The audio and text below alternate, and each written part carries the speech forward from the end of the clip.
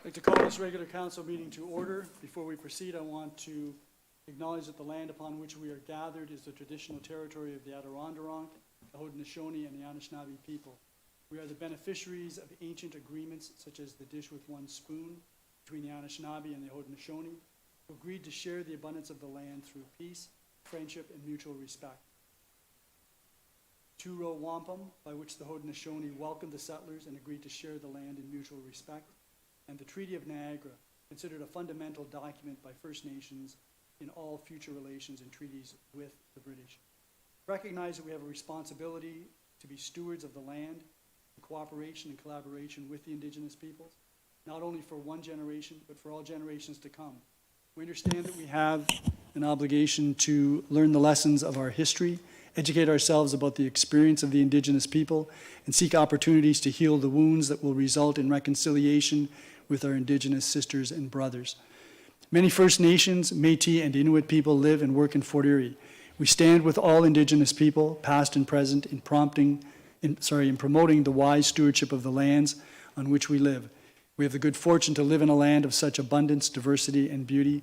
Let us be vigilant in protecting Turtle Island.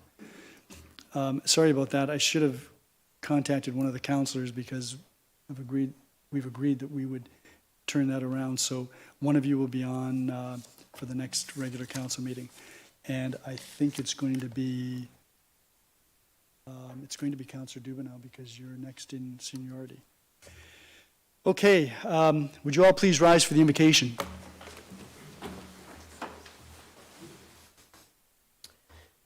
We meet to serve our community, endeavor to be worthy custodians of all that has been entrusted to us. Let us be concerned only for what will promote good government. May we bring to our council chambers minds that think and hearts that feel, so that in our deliberations we may display imagination, wisdom, and courage, and the will to do our work for the good of all. Thank you. Mr. Clerk, the roll call, please. Your Worship, all members of council are present. Thank you. So there is an addendum this evening, and that addendum deals with the declarations of pecuniary interest by Councillor Flagg with respect to the property that he's engaged with, not only his own, but municipal property in terms of an exchange. There's a couple of additional notices of upcoming public meetings and open houses. There's an additional item regarding a presentation by Robin Shugan, our junior community planner, with respect to a CIP extension for brownfields and core area grant programs. Just a couple of very brief announcements. The first of which is to recognize former Mayor Heinz Hummel, who's here with us this evening. One of the pillars of the community before and after his term as mayor, and a particular hero of my youth. And George, even you were youthful then.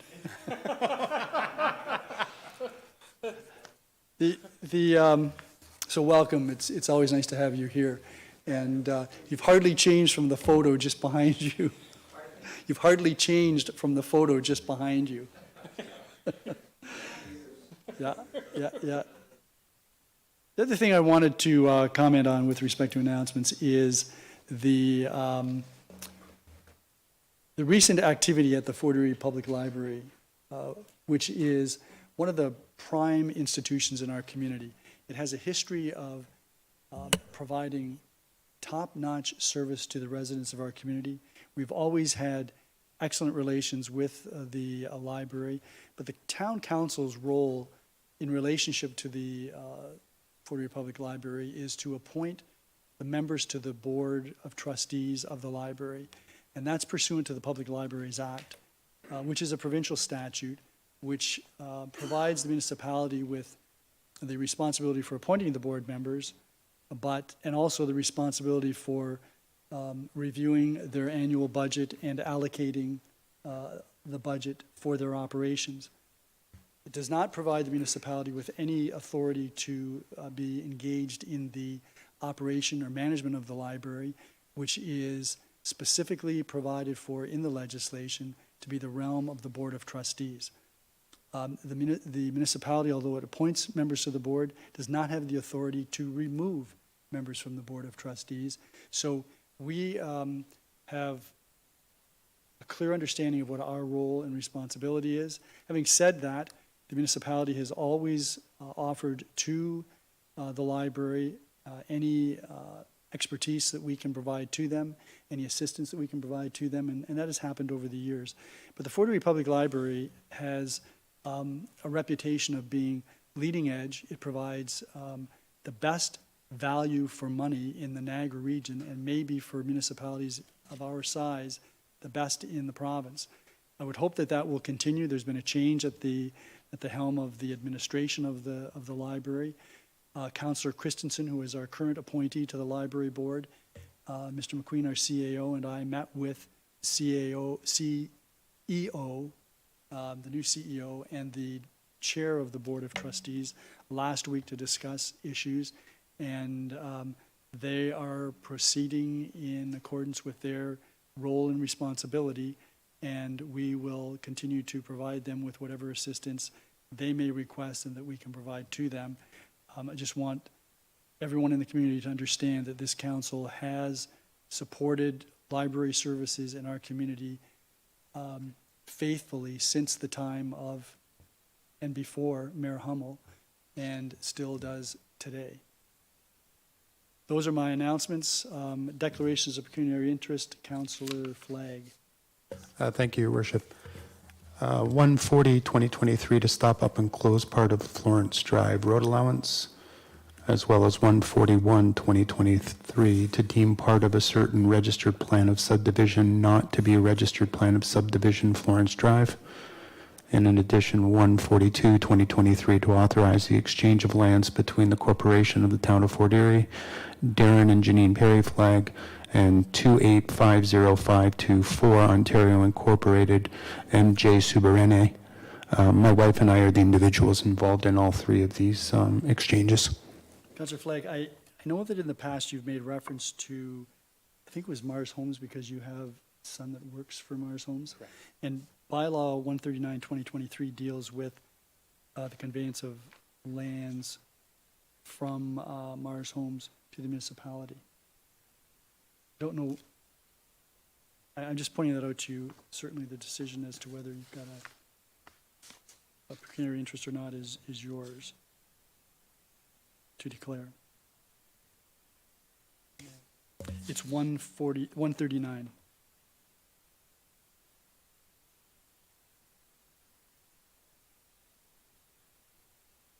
I'll let you take a look at that. Are there any other declarations of pecuniary interest? Okay, we're back to you.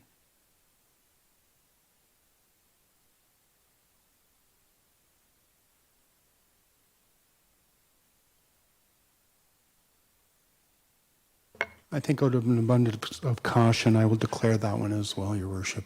Okay. Okay, 139-2023. Thank you. That's because your son is an employee. My son is a contractor for Mars Homes.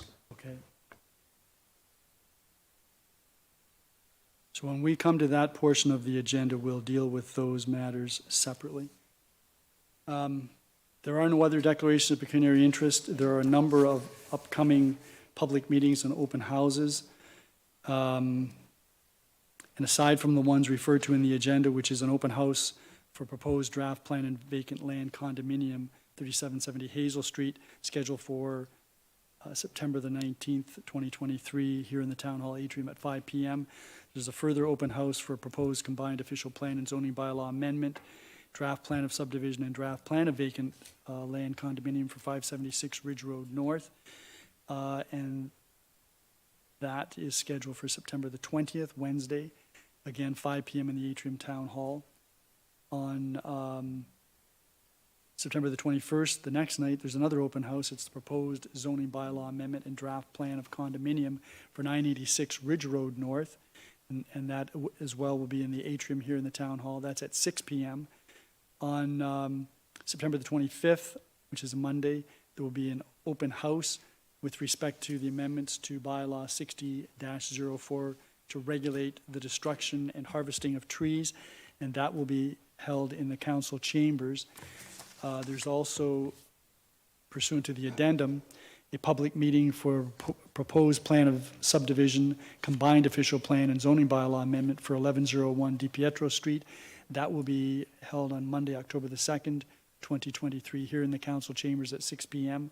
The information report for that public meeting will be available on our website on September 27th, 2023, and the same date for the public meeting for the proposed draft plan of subdivision and zoning bylaw amendment for 3458 Black Creek Road. And again, the information report for that public meeting will be available on our website on February the 27th, 2023 by 5 p.m. That then takes us to the regional councillors' report. Good evening, Councillor Encina. Good evening, Mayor Redekop, councillors, staff, ladies and gentlemen.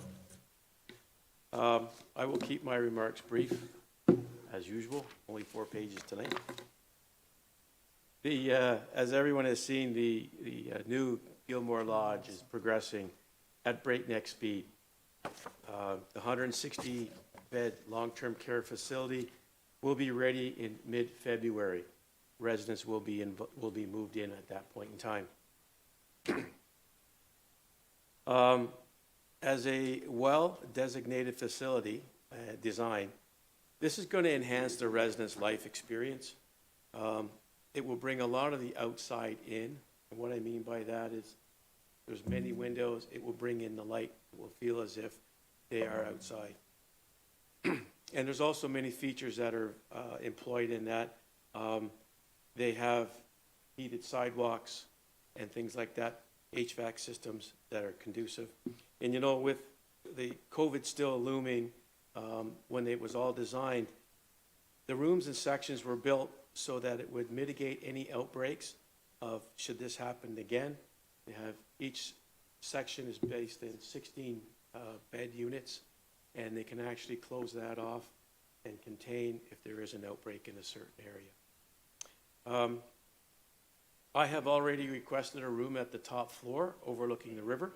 There are a few left if you would like to put your name in for them. The regional master housing plan has now incorporated the excess land around the new Gilmore Lodge. And the site is now being put in as a spot for seniors housing. This has been a long-awaited positive decision, and I'm really ecstatic about this, that it is coming to fruition. Now we just need to build it, and I will continue to push with this issue. I would just like to remind the residents that are watching that the region is looking for volunteers to assist staff at Gilmore Lodge. Volunteers are so vital in a situation like that. I have gone forward to, at the region, to the commissioner and to the director of long-term care, and have asked that something be brought forward to allow the residents of Fort Erie, prior to the doors and the residents being moved in, to come and be able to take a look at the wellness center, which is there, and to tour one of the rooms. So that is being worked on as we speak. The first of several budget workshops was held at the region. The departments and segments that were the largest portions of the 2023 levy were, again, policing, community service, roads, and EMS. It's interesting, I'm looking at that and noting that much of the EMS and community services is supposed to be funded by the provincial government. However, the region must make up for the shortfall. The staff have put forward a preliminary budget request of 9%. So of 6%, they're saying needs to be in the budget for inflationary pressures. This personally does not sit well with myself, and I also think I speak for Mayor Redekop that he has the same sentiment, and there needs to be a lot of work done before this goes anywhere. There are areas that need to be re-examined, and there are some hard decisions that are going to have to be come into place. And it is the request of staff to have this done by December. We'll see if that happens. It depends on our budget chair, who is also there, how this plays out. As part of the Community Safety Program and Wellbeing Plan, a situation table will be rolling out throughout the region in the very near future. The advisory committee attached to this is a group of professionals who work together to mitigate those, those individuals who are at risk before an incident of harm or victimization occurs. In 2018, the program was launched in Port Colborne and has been met with success. The program deals with the health and safety of an individual, a family, or a group where there is high probability or imminent and significant harm may occur. There are multiple human source disciplines involved that get together. The majority of the referrals to the program come from the police services. The advisory committee is going through training programs right now. And I bring this forward because Fort Erie is scheduled to have the second phase beginning in January 2024. So what happens is someone is designated that this person is at risk in the community. It's brought forward, and around the table, you have members from Niagara Health, mental health, drug addictions, police, community service. Everybody sits around the table. They discuss how a plan for that person or individual to move forward to get them off that track. It has worked in Port Colborne, and it's ready to be phased in St. Catharines. And right now, Fort Erie is scheduled for January 2024. I hope I explained that well enough. You did. So, thank you. Thank you very much, Councillor Encina. Are there any questions of Councillor Encina? Councillor Lewis. Thank you, Your Worship, and thank you, Councillor Encina. I just want to make sure that I'm hearing correctly. Did you say 9% potential increase with 6% being, of the 9% being inflationary? Yes. Perfect. And again, thank you for the update, and thank you, Your Worship, for the work you're doing at the region, but it'll be a conversation for another time. Thank you. We both had a lot more hair before we sat on regional council.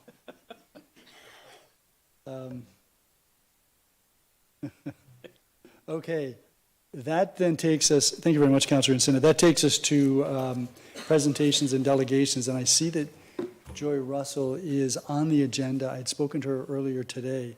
Did we hear anything further from her? And I see, Heather Kelly, you're here for support. You're not here to do the presentation.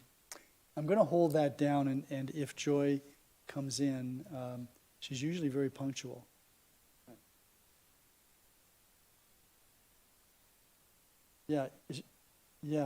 Cole, is she online? My understanding was she was going to come to the council meeting. Okay, so we'll just hold that down, and if she comes at some point, we'll fit her into the agenda. Her presentation was going to be about a vigil that she's calling in front of Douglas Memorial Hospital on September the 25th, at the same time as there's going to be a large rally at Queen's Park. And so she can provide the details, and if she is for some reason unable to make it, we will communicate with her, and we'll make sure we get the details up on our website and on our social media so that that can at least get spread out to the public.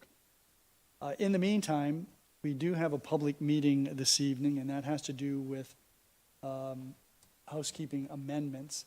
And the process here will be, council will hear from a member of staff. In this case, it's Daryl Vanderveen, who will provide us with some background information relative to the proposed amendments to the town's comprehensive zoning bylaw. Members of council will be allowed to ask questions of Mr. Vanderveen. And once he's finished, then we will ask the public if there's anyone who wishes to address council regarding the matter. If there is anyone in the digital waiting room, they will be allowed to also address council. And when that has been done, I will ask the clerk if we've received any late communications that don't appear in the report or have not been already referred to. And at that point, the meeting will be concluded. Throughout that process, members of council will be entitled to ask questions of anyone who wishes to address us, anyone who's online, and then we will proceed to deal with PDS 61/2023, which is the report that accompanies the public meeting. So having said all of that, Mr. Vanderveen, you're up. Don't let us down.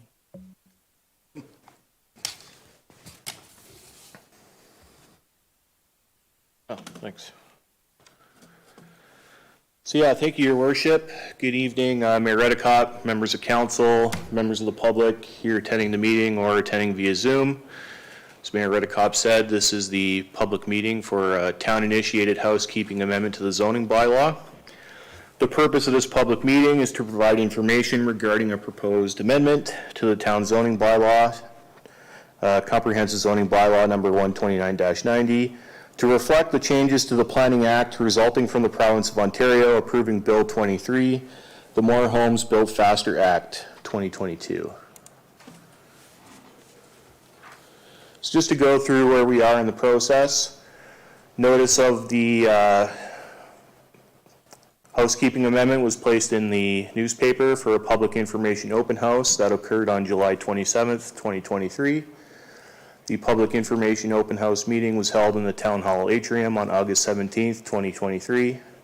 We had a pretty good turnout. There were approximately 15 residents in attendance. Nobody was really in opposition to it. It's more just a general level of interest and to hear out what the proposals were.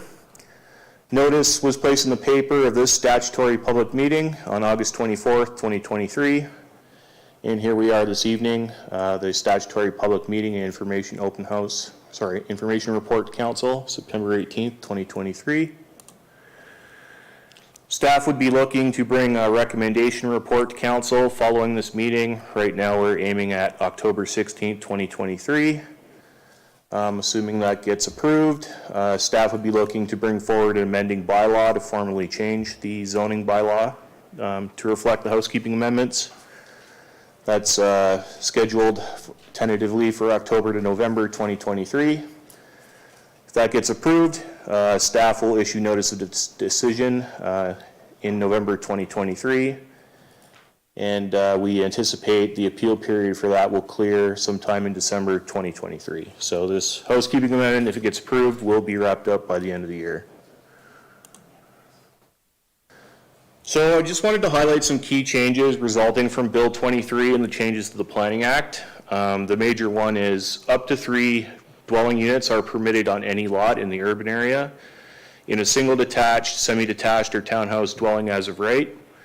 This can take the form of 3 dwelling units in one dwelling, or 2 dwelling units in one dwelling, and 1 dwelling unit in a detached accessory building on the same lot. The minimum floor area of any of these dwelling units cannot be regulated by the municipality through zoning. Each dwelling unit is required to have 1 on-site parking space, or to put it a little more simply, 1 parking space per dwelling unit.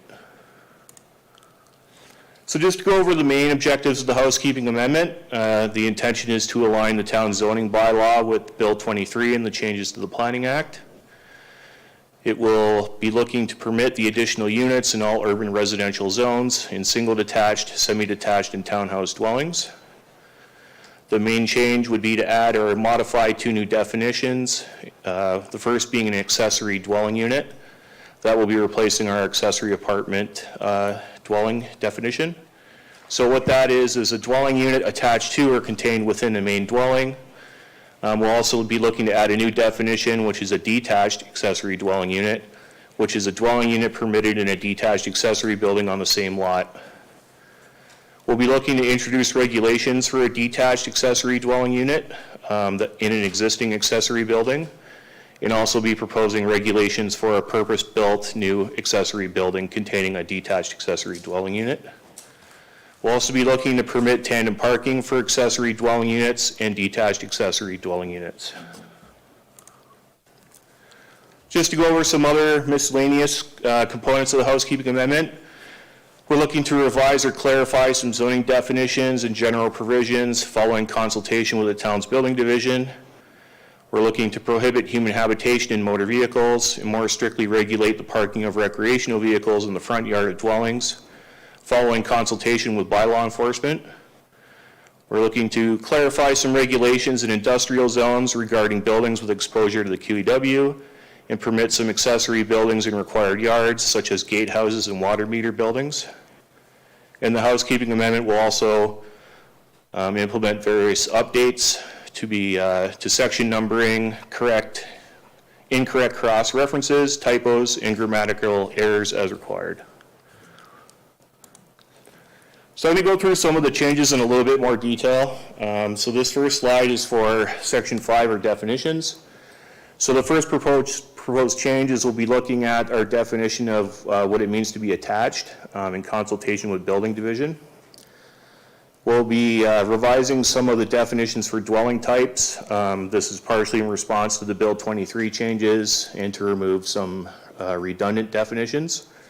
So again, we'll be adding definitions for a dwelling, accessory dwelling unit and a detached accessory dwelling unit. We'll also be deleting the definition of converted dwelling and second dwelling unit. We'll also be revising some of the various floor area definitions to determine if any revisions are required for clarity purposes. That was one of the changes identified by building division.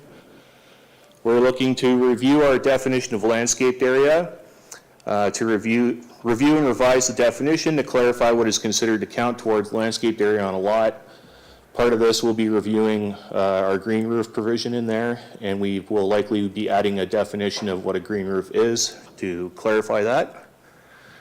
Next, we'll be looking to revise the definition of lot coverage to clarify what is considered to count towards lot coverage on a lot, namely removing uncovered steps from lot coverage. We'll be reviewing the definition for setback to add some clarity to that, to mention that setbacks are also measured to zone boundaries in addition to property lines in accordance with section 6.15 of general provisions. And we'll be looking to modify the definition of a you brew your own establishment to clarify that it is a commercial use and may include a retail component. So next, to go through the changes to general provisions, we'll be looking to add a provision to permit accessory dwelling units in any non-residential zone that permits standalone, single-detached, semi-detached, or townhouse dwellings in permitted uses or via zoning exception. So these are relatively rare. The biggest, most notable example would be the Crystal Beach Tennis and Yacht Club. It's actually zoned commercial, but it permits single-detached dwellings. And there's a couple other examples out there where residential uses are permitted as standalone uses in commercial zones. Under 6.1 accessory uses, we'll be removing the general prohibition of human habitation in accessory buildings. This is to reflect the Bill 23 changes permitting a dwelling unit in a detached building. So you will be allowed one dwelling unit in a detached accessory building, provided there are not more than 2 dwelling units in the main dwelling on the same lot. In 6.3 general provisions, we're removing the provision prohibiting a dwelling unit located in its entirety above a private garage. Again, this is to reflect the direction that to encourage one dwelling unit in detached accessory buildings. For 6.13, again, we'll be modifying the provision to reflect that one detached accessory dwelling unit may be permitted in an accessory building on the same lot as a single detached, semi-detached, or townhouse dwelling. Under 620 parking area regulations, we're proposing to require 1 parking space per accessory dwelling unit in block townhouses to align with the Bill 23 changes. Again, under section 620, we're looking to update the provision to include all the newer core mixed use zones that actually exempt parking requirements for commercial uses. Again, in 620, we're looking to remove a 0.9 meter setback of a parking area to a street line. It's not clear what the intent of this provision is, and it conflicts with the minimum front yard setback regulations to garages found in many of the residential zones. Under 621, landscaping and planting strips, we're considering adding a minimum percentage requirement for landscaped area in the rear yard of a residential zone in an effort to prevent rear yards from being completely covered with impermeable hardscape or paved surfaces. And this will also come into play with the detached accessory dwelling unit. We're still kind of settling on the number, but it'll help us regulate those and ensure there is some amenity space available in a rear yard. Next, under 6.24 public service, We're just looking to add service after public in the in the provision, so it's a little bit more clear. Under 6.38, we're proposing to modify the text to prohibit human habitation in vehicles. That was in consultation with our bylaw enforcement staff. In 6.39, storage of recreational vehicles, we're proposing to modify the regulations to more strictly regulate where RVs can be parked on private property. So namely, this change will be looking to restrict the parking of RVs or recreational vehicles in general directly in front of the house, in between the house and the front lot line. We've had some issues with that, most notably in Crescent Park. Under 640, covered or uncovered porches, balconies, decks, and patios. We're considering permitting encroachment of at-grade patios that are uncovered into interior side yard setbacks with a 1.25 meter setback from the lot line, provided drainage is not adversely impacted. We're also considering adding a provision to prevent encroachment into required swales, and considering differentiating or clarifying between at-grade patios and sidewalks. Under 6.41 yard encroachments, we're looking to add window wells as an ornamental feature that may project half a meter into any required yard, but shall not be closer than half a meter to any lot line. In the same section, we're also looking to clarify steps associated with basement walkouts with concrete foundations and required landings or platforms. Currently, the zoning bylaw doesn't speak too clearly to these, and it's causing some issues when our building division staff are reviewing permits. Under 6.43 accessory apartments, this is where the bulk of the new regulations for these accessory dwelling units is going to be located. So this section used to contain our provisions for accessory apartment dwellings as well as second dwelling units. Basically, that whole section is going to be removed and replaced with the new regulations. But the aim of the regulations would be to establish regulations for detached accessory dwelling units added to an existing detached accessory building versus a new one. We're looking at developing new regulations for height and lot coverage for accessory buildings containing detached dwelling units. And we're also looking to permit tandem parking for accessory dwelling units in that section. So the next major change is updating all of our residential zones to reflect the new definitions in the zoning bylaw. And again, this would be to permit 2 accessory dwelling units in a main dwelling for a total of 3, or 1 accessory dwelling unit in a main dwelling, and then 1 detached accessory dwelling unit in an accessory building on the same lot. We're also looking to add this to our neighborhood development zones if the existing dwelling unit has access to full municipal servicing. Under section 14, residential multiple 1 zone, we're proposing to remove the 4.5 meter planting strip requirement where it abuts a street. This currently conflicts with the minimum front yard and exterior side yard setback provisions for street townhouses and appears to be redundant. Also in section 14, residential multiple 1 zone, we're looking to delete the minimum floor area requirement of 65 square meters for triplex and fourplex dwellings.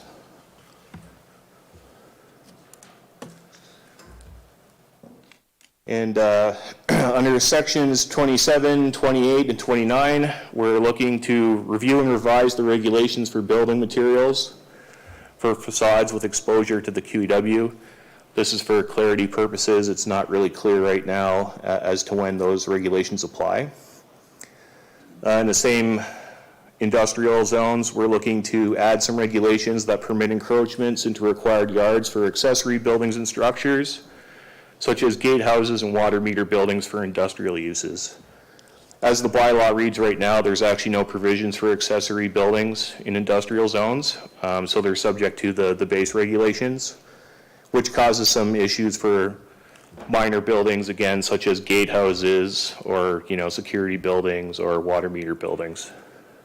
And again, we'll be looking to make various updates to section numbering, incorrect cross-references, typos, and grammatical errors. That concludes my presentation. Thank you. Thank you very much, Mr. Vanderveen. Any members of council have any questions? Councillor Noyes. Thank you, Mayor Redekop, to you, Mr. Vanderveen. Thank you for your presentation. Very much appreciated.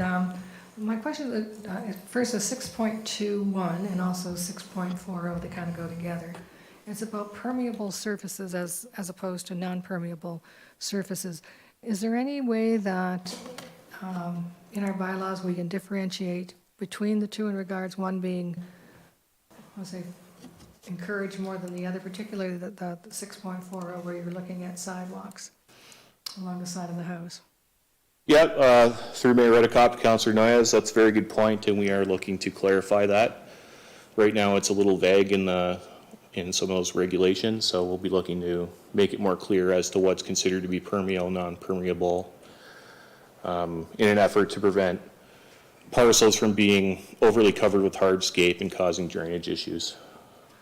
Thank you. That was a point I was just going to ask, is that would this not cause a problem? Slide 8, number 6.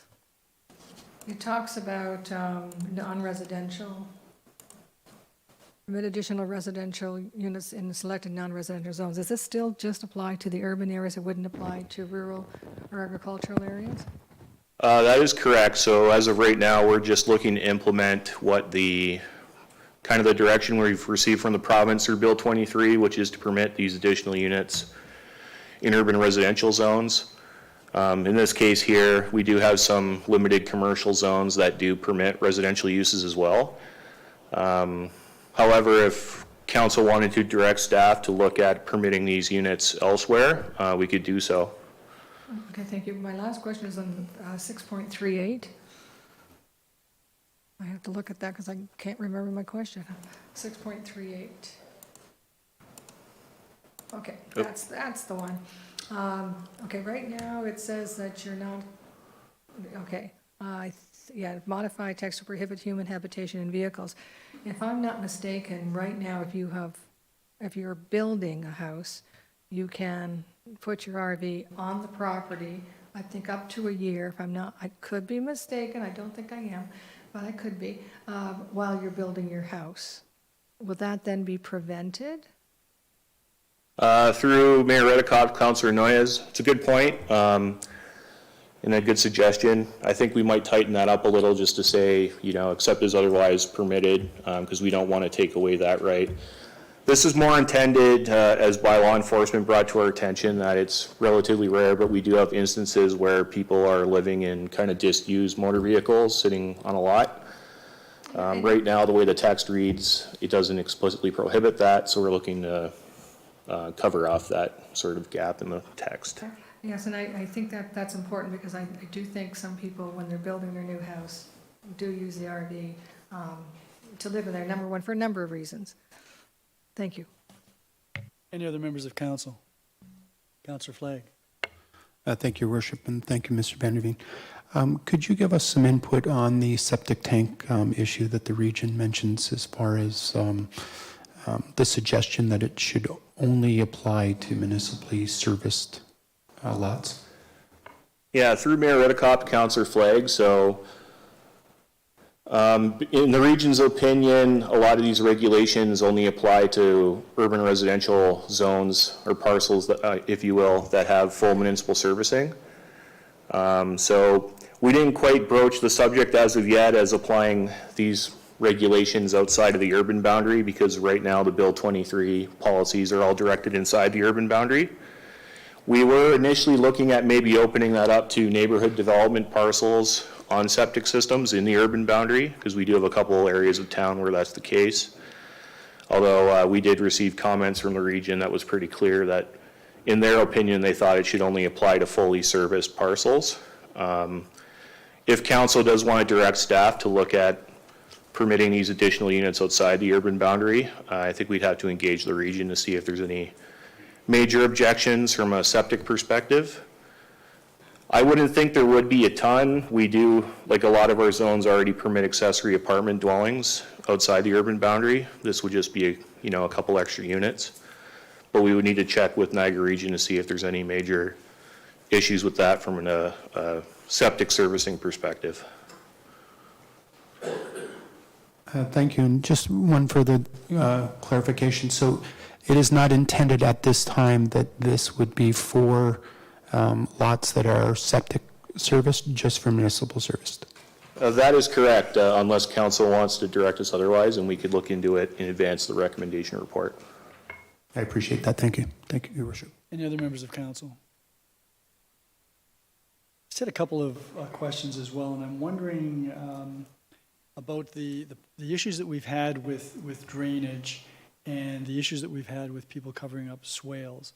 And I note that the recommendations with respect to window wells and patios is somewhat qualified, provided it doesn't affect drainage.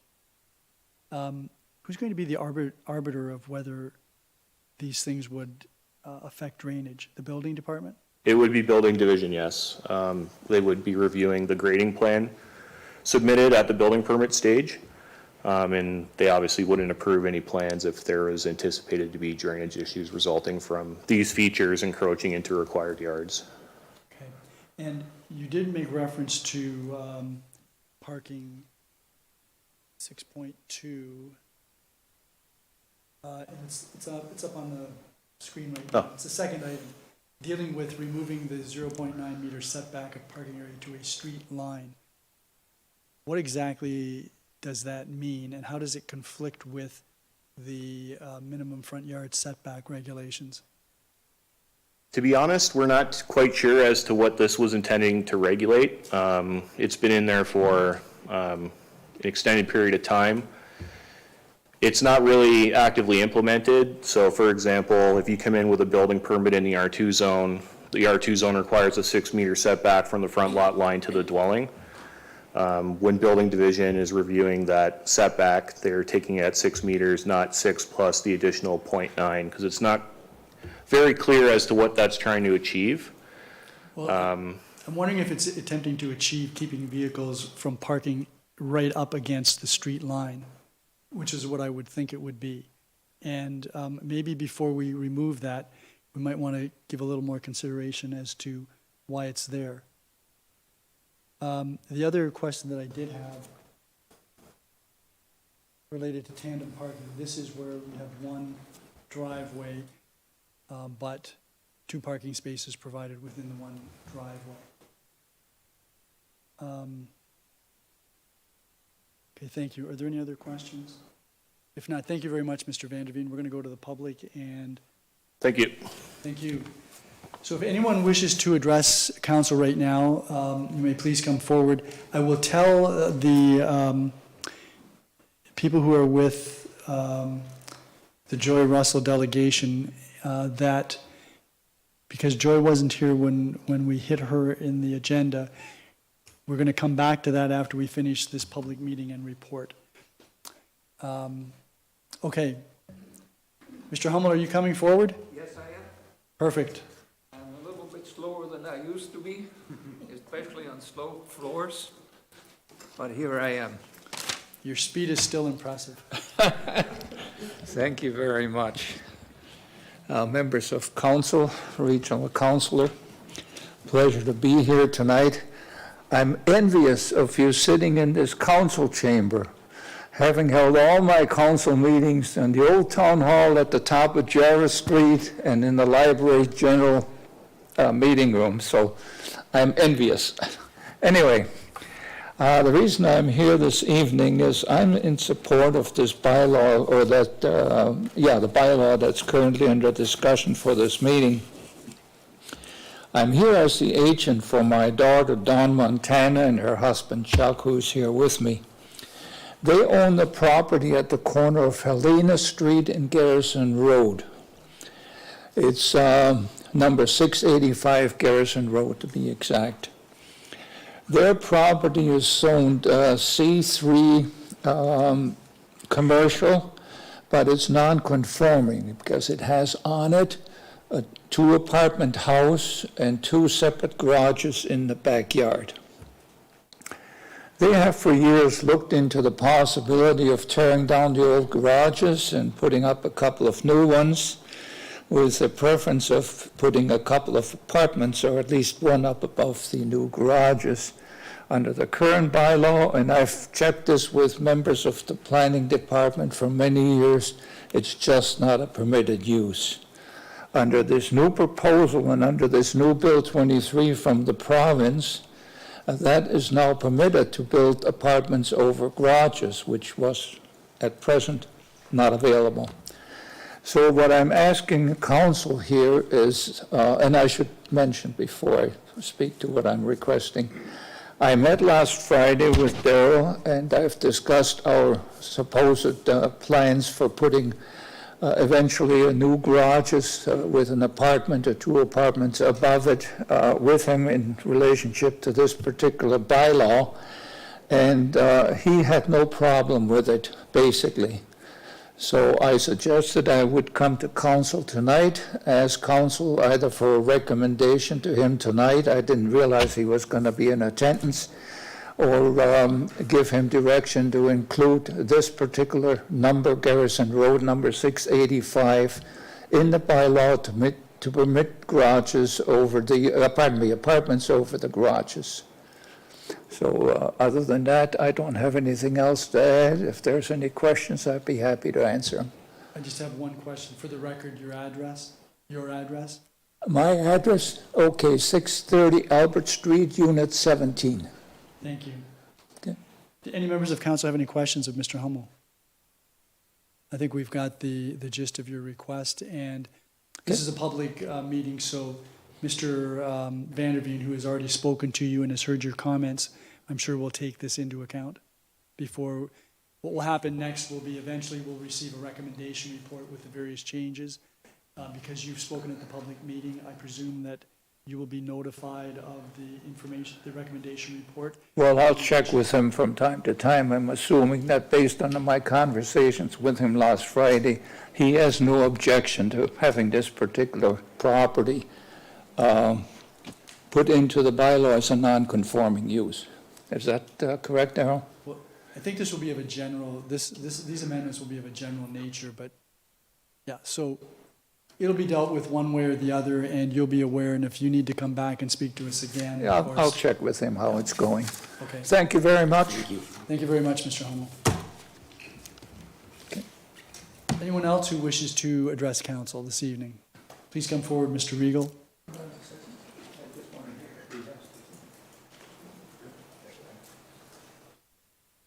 Good evening, Good evening, Mr. Mayor and council. and we need your address. Pleasure to be here. My address is 780 Ridge Road North, Ridgeway, and I've been here close to 82 years and enjoying every minute of it.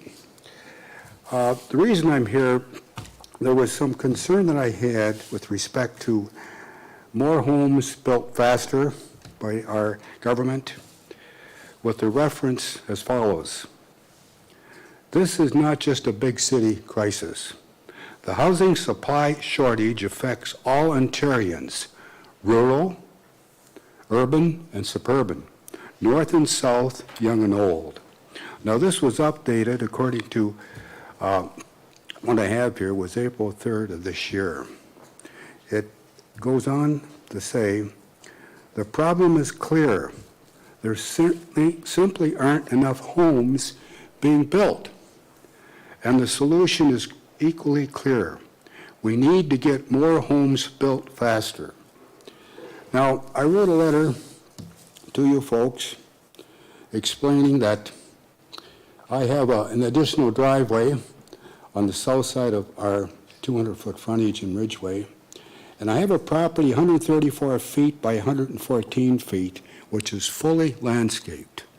And it's a piece of beauty insofar as having 2 or 3 individual homes.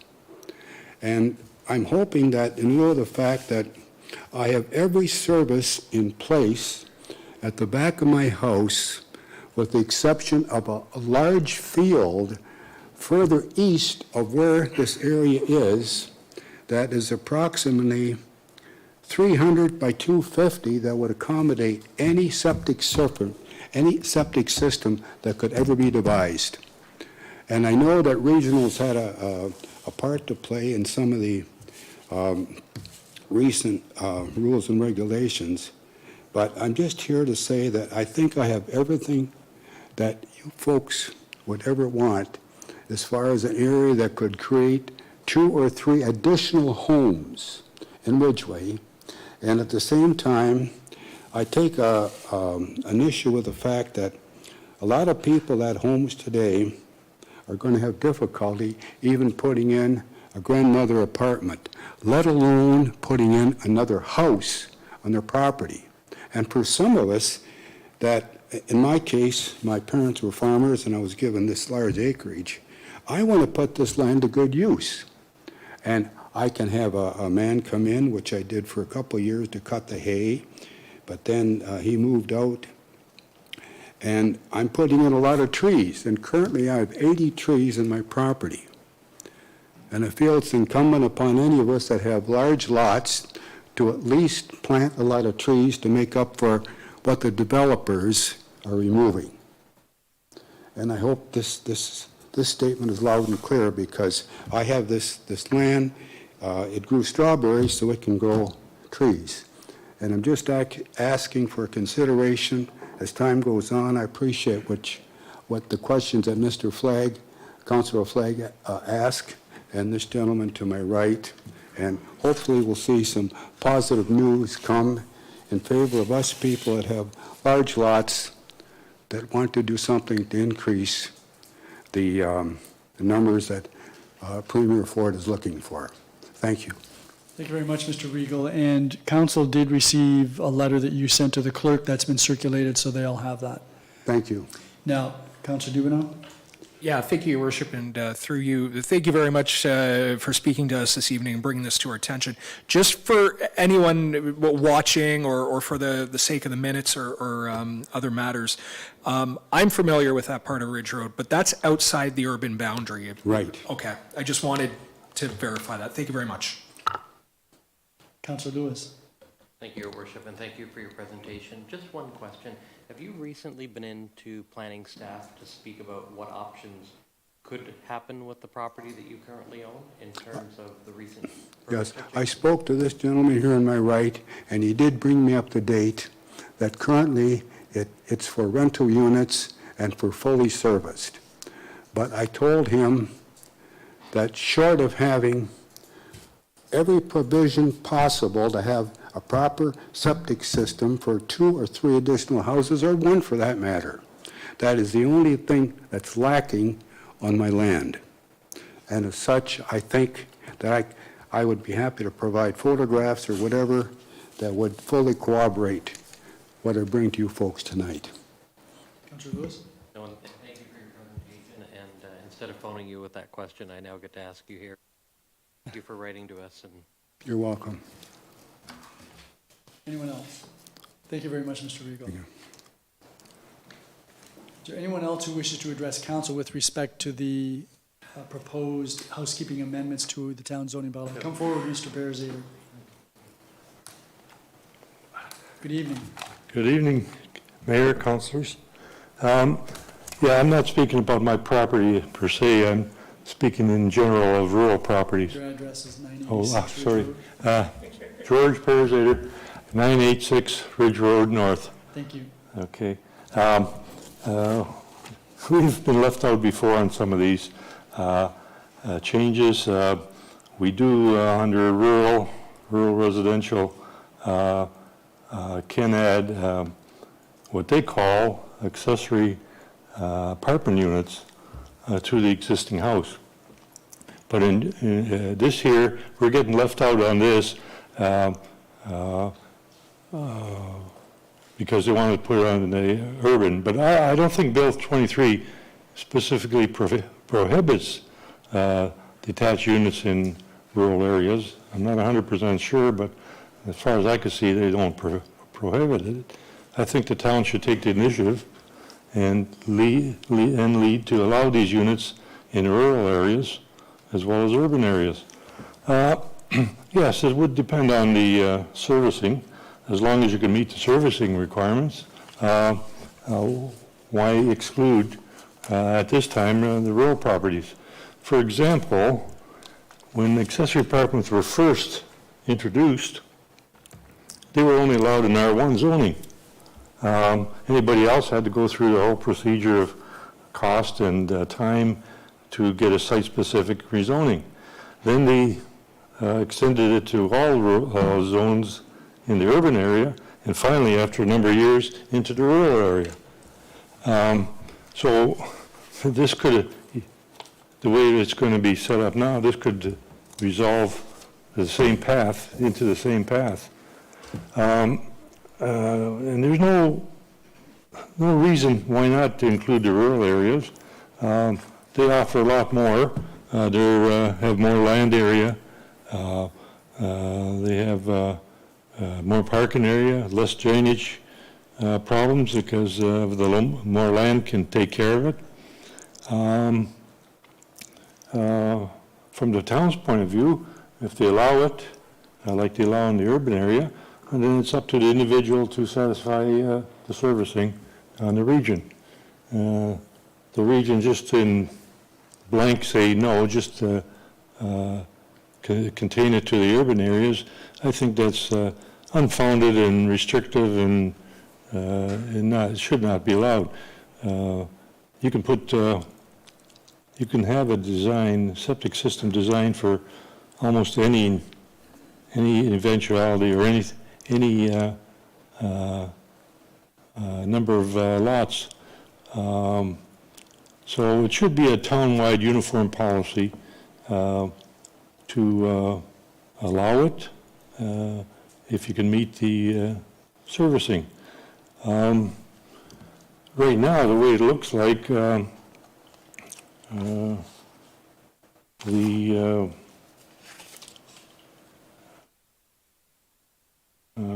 what was I going to say here? Yeah, we're restricted right now. We have, this doesn't come up in these definitions. Right now, it's an accessory apartment unit that we're allowed in a rural area now. So we can meet the septic systems in that. Another unit would just involve the septic if you have water, and there's no other reason to deny it, as far as I could see.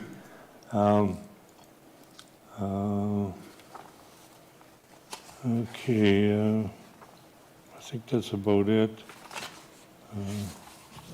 Yeah, okay, open to any questions on it. Thank you very much, Mr. Okay, Perez. thank you. Any members of council have any questions of Mr. Perez? Thank you very much, sir.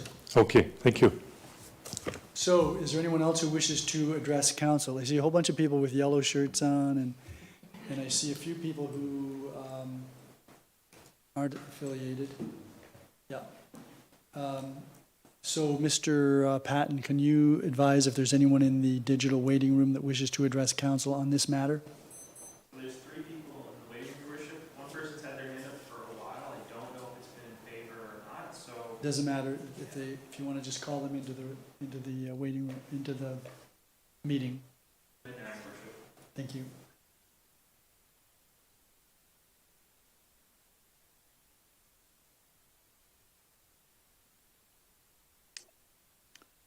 Good evening, sir.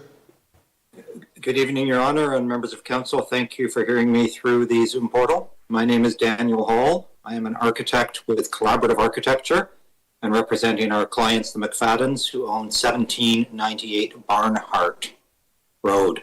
I echo some of the concerns of previous speakers, but this particular property is a rural residential zoning entirely within the urban boundary. It's about, I believe, check my numbers here, about 1.5 acres in size. Currently has a very small 600 square foot bungalow. My client would be very interested in providing more housing on this, certainly 3 units of housing. We believe there's adequate space to satisfy septic because we are not yet on municipal sewers, although it is on municipal water. And as far as I understand, the current wording of the proposed bylaw amendments does not address this property being rural residential within the urban boundary. And I would request that some consideration be given to that, to these kind of properties, and see if they might be included as of right into this regime. Thank you. Thank you very much, Mr. Hall. Are there any members of council have any questions? And you've picked that up, Mr. Vanderveen? Thank you very much, sir. Thank you very much. Comments have been heard by the staff member and will be considered during part of the recommendation report. Thank you, sir. And it's a pleasure that you facilitate this amount of public participation in your meetings. Well, Much appreciated. The Planning Act says we're supposed to do public meetings, and we want to hear from the public. So thank you. Thank you for your compliment. Mr. Patton, is there anyone else in the digital waiting room that would like to address council on this matter? See if they raise their hand. If they do, please have them raise their hand. No hands raised? Okay. Mr. Todd, have we received any correspondence since the preparation of this report, other than the one from Mr. Regal? He's addressed us now, and that letter has been circulated, and I presume it will find its way into the recommendation report. Okay. If there are no other questions by members of council, I'm going to conclude this public meeting. And we're going Your Worship, sorry, just to confirm, there were no other comments received. Sorry, I assumed your silence meant that. Mr. Hall complimented me for, I guess maybe I should slow down. Okay, we're good, Mr. Todd? All right. Councillor Dubanow, you have the resolution that would put PDS 61 on the floor. I do, Your Worship. Moved by myself and seconded by Councillor Noyes. The council receives for information purposes report number PDS 61 2023 regarding proposed housekeeping amendments to the town's comprehensive zoning bylaw 12990. So that report's on the floor for questions or comments. Councillor Dubanow and then Councillor Noyes. Yeah, Your Worship, I don't think it's necessary to actually move anything on this. The comments have already been received and will be dealt with at the recommendation report stage. I just want to add my own 2 cents on the issue of rural versus urban area, particularly the interesting situations we get within the urban boundary that don't have full servicing as we've expanded. There's a little bit of a kind of a paradox in those situations, but I think there are some areas where we should consider this in rural areas. I think there's some areas where we shouldn't, and I'm just hoping Mr. Vanderveen is able to have a better discussion, maybe something more in-depth with the region regarding what they expect for servicing septic if we do decide to go down that road. So I see him taking some notes right there. So those were my comments, Your Worship. Thank you. Thank you. Councillor Noyes. Thank you, Mayor Redekop. Actually, it's quite similar to what Councillor Dubanow wanted to say in regards to the septic. I think it's an important issue that we should look at. I mean, we're looking at cramming everybody into the urban areas, but there are some rural areas that would fit quite well. But the septic is the big question. I don't know if we can independently say yay or nay without the region being on board with that. I will say there are some areas that are on septic in the urban areas that I have some concerns now about septic, but there's other areas that aren't. They're rural areas, but probably would be much more conducive to a septic system than some of the septic systems we have now in the urban areas, which are problematic. So that's my comment. Right. Yeah, I think there's a number of factors that Mr. Vanderveen can look into. Any other members of council? Councillor Lewis and then Councillor McDermott. Thank you, Your Worship, and I just wanted to echo the comments without getting into them. I do think we need to look into the rural areas and the options that would be available, and echo the same comments from Councillor Noyes and Dubanow. Thank you. Councillor McDermott? Yes, Your Worship, I'm feeling the same way as the rest of the councillors, that the places can become available and built. That's the whole idea of these bills, to build things faster. If they meet all the criteria, it shouldn't really matter whether it's urban or rural. We should be given, I mean, rural and Ridgeway, I mean, is separated by 9 road, apparently. I mean, to me, it's, you know, if you meet the criteria, if you have the wherewithal to do that work, then I think you should be allowed to do it. So that's just my comment. Thank you. Any other members of council? If not, then I'm going to call the question. All those in favor? None opposed? That is carried. So we're going to go back to item 9, which is presentations and delegations. I see Ms. Russell is here now with her support staff. They've got us surrounded. If you would please come forward, Ms. Russell, then you can address council.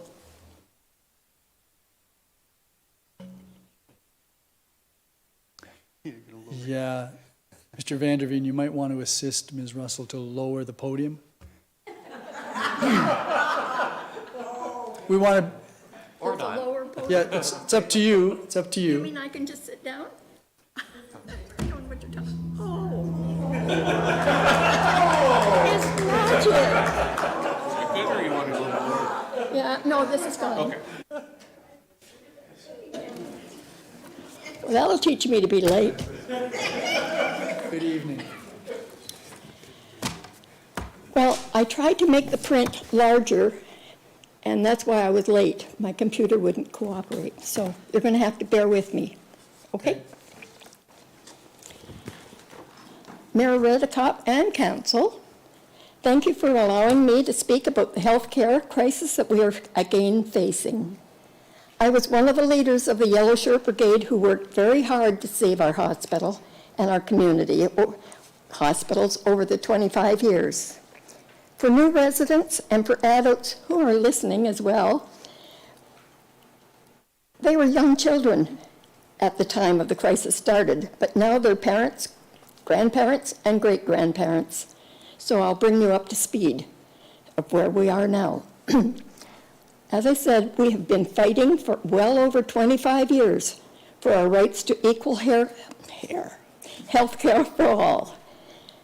This now looks like a larger movement by our elected Ontario government to change the Prime Minister's legislated Canada Health Act of 1984, where it stated reasonable and uniform access to insured health services. The Minister of Health created a group called the LIN in 2004, and the Hospital Act came into force March 2006. In April 2007, all LINs assumed their role in managing local health services, starting with the hospital sector. They were created by the Government of Ontario to connect, coordinate, and modernize the province's healthcare system. We work with partners, this is what they said, we work with partners, providers, and patients to make the health system more efficient so everybody in Ontario has an opportunity for better health and well-being. Now, saying that, it doesn't sound like it. That was stated on March the 28th, 2023, and yet the name was changed from the LIN before that, and I couldn't take the time to look for it. It started with an H. Anyway, I'm trying to calm myself down. Calm down. Relax. Relax. I'll have a seat. Okay. I have to find where I was. Our Douglas Memorial Hospital refused to join the amalgamation of Ontario Hospital. The government took us to court where the takeover began. The court assigned the hostile takeover to representatives to who then bought it for $1. I'm sure any of us would pay more than that to get it back. The Douglas Memorial Hospital was built for the people, by the people of Fort Erie, and was fully paid for, having enough foresight to have a foundation with funds that could only be used for Fort Erie. The monies kept us debt-free, and we were freely by public gifts, business, local companies, hospital auxiliary events, and service clubs. I'm looking at the chair. Community hospitals like ours in small towns was a place where we could go for our medical needs. Surgeries were performed, babies were born, illnesses were treated, and people could die with family and friends with them, so they were not alone. Meals were prepared and served, and laundry was also done on site. Now they're prepared miles away and trucked in, a waste of fuel and a loss of jobs for many. Most of all, we had friends dealing with us. Our family doctor could treat us, which makes a big difference in healing and getting better. Now in 2023, all we have is our urgent care center with hours cut from 24/7 to 10 a.m. to 8 p.m., after which no admissions and patients would be then sent to other facilities. Doors were locked at 10 and lights were out. Illnesses and many other health issues do not run on a schedule. Winter is coming and many people are going to be stranded, injured, or die trying to get the help they need. We've already had many situations that are alarming, as patients have to wait too long for ambulances to pick them up, then wait to be downloaded, then to be assessed and treated. Ambulances are not allowed to take patients to Fort Erie. Once seen, then they must find a way home. Really not a well-planned health care for equal and health care for all. We should not only blame the NHS, as they are a government committee and have to do what they're told. They have no choice. So that is a hard thing that any of us can come to terms with, but it's how it is. It is run by the government. We can only continue to get our legislature to do the right thing and have them do as they promised when running for election. Get the new hospital built and bring services back as promised. Obstetrics, pediatrics, surgical procedures should also be back as promised. Emergency department should also be returned to this busy tourist area adjacent to the Queen Elizabeth Highway.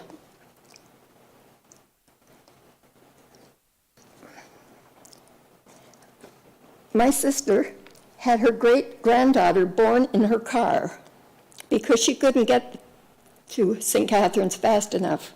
It then took 2 years to get a birth certificate and family allowance because she was born in a car.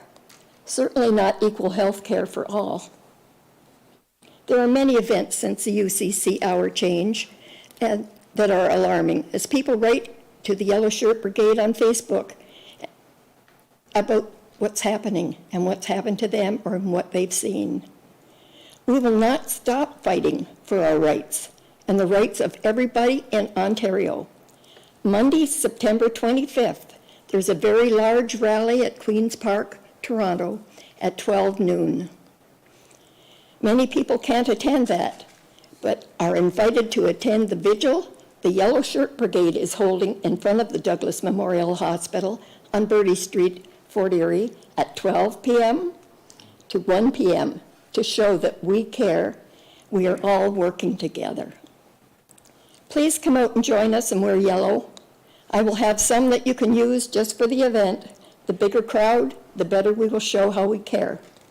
We need to have others join our Facebook Yellow Shirt Brigade, as our numbers must continue to rise.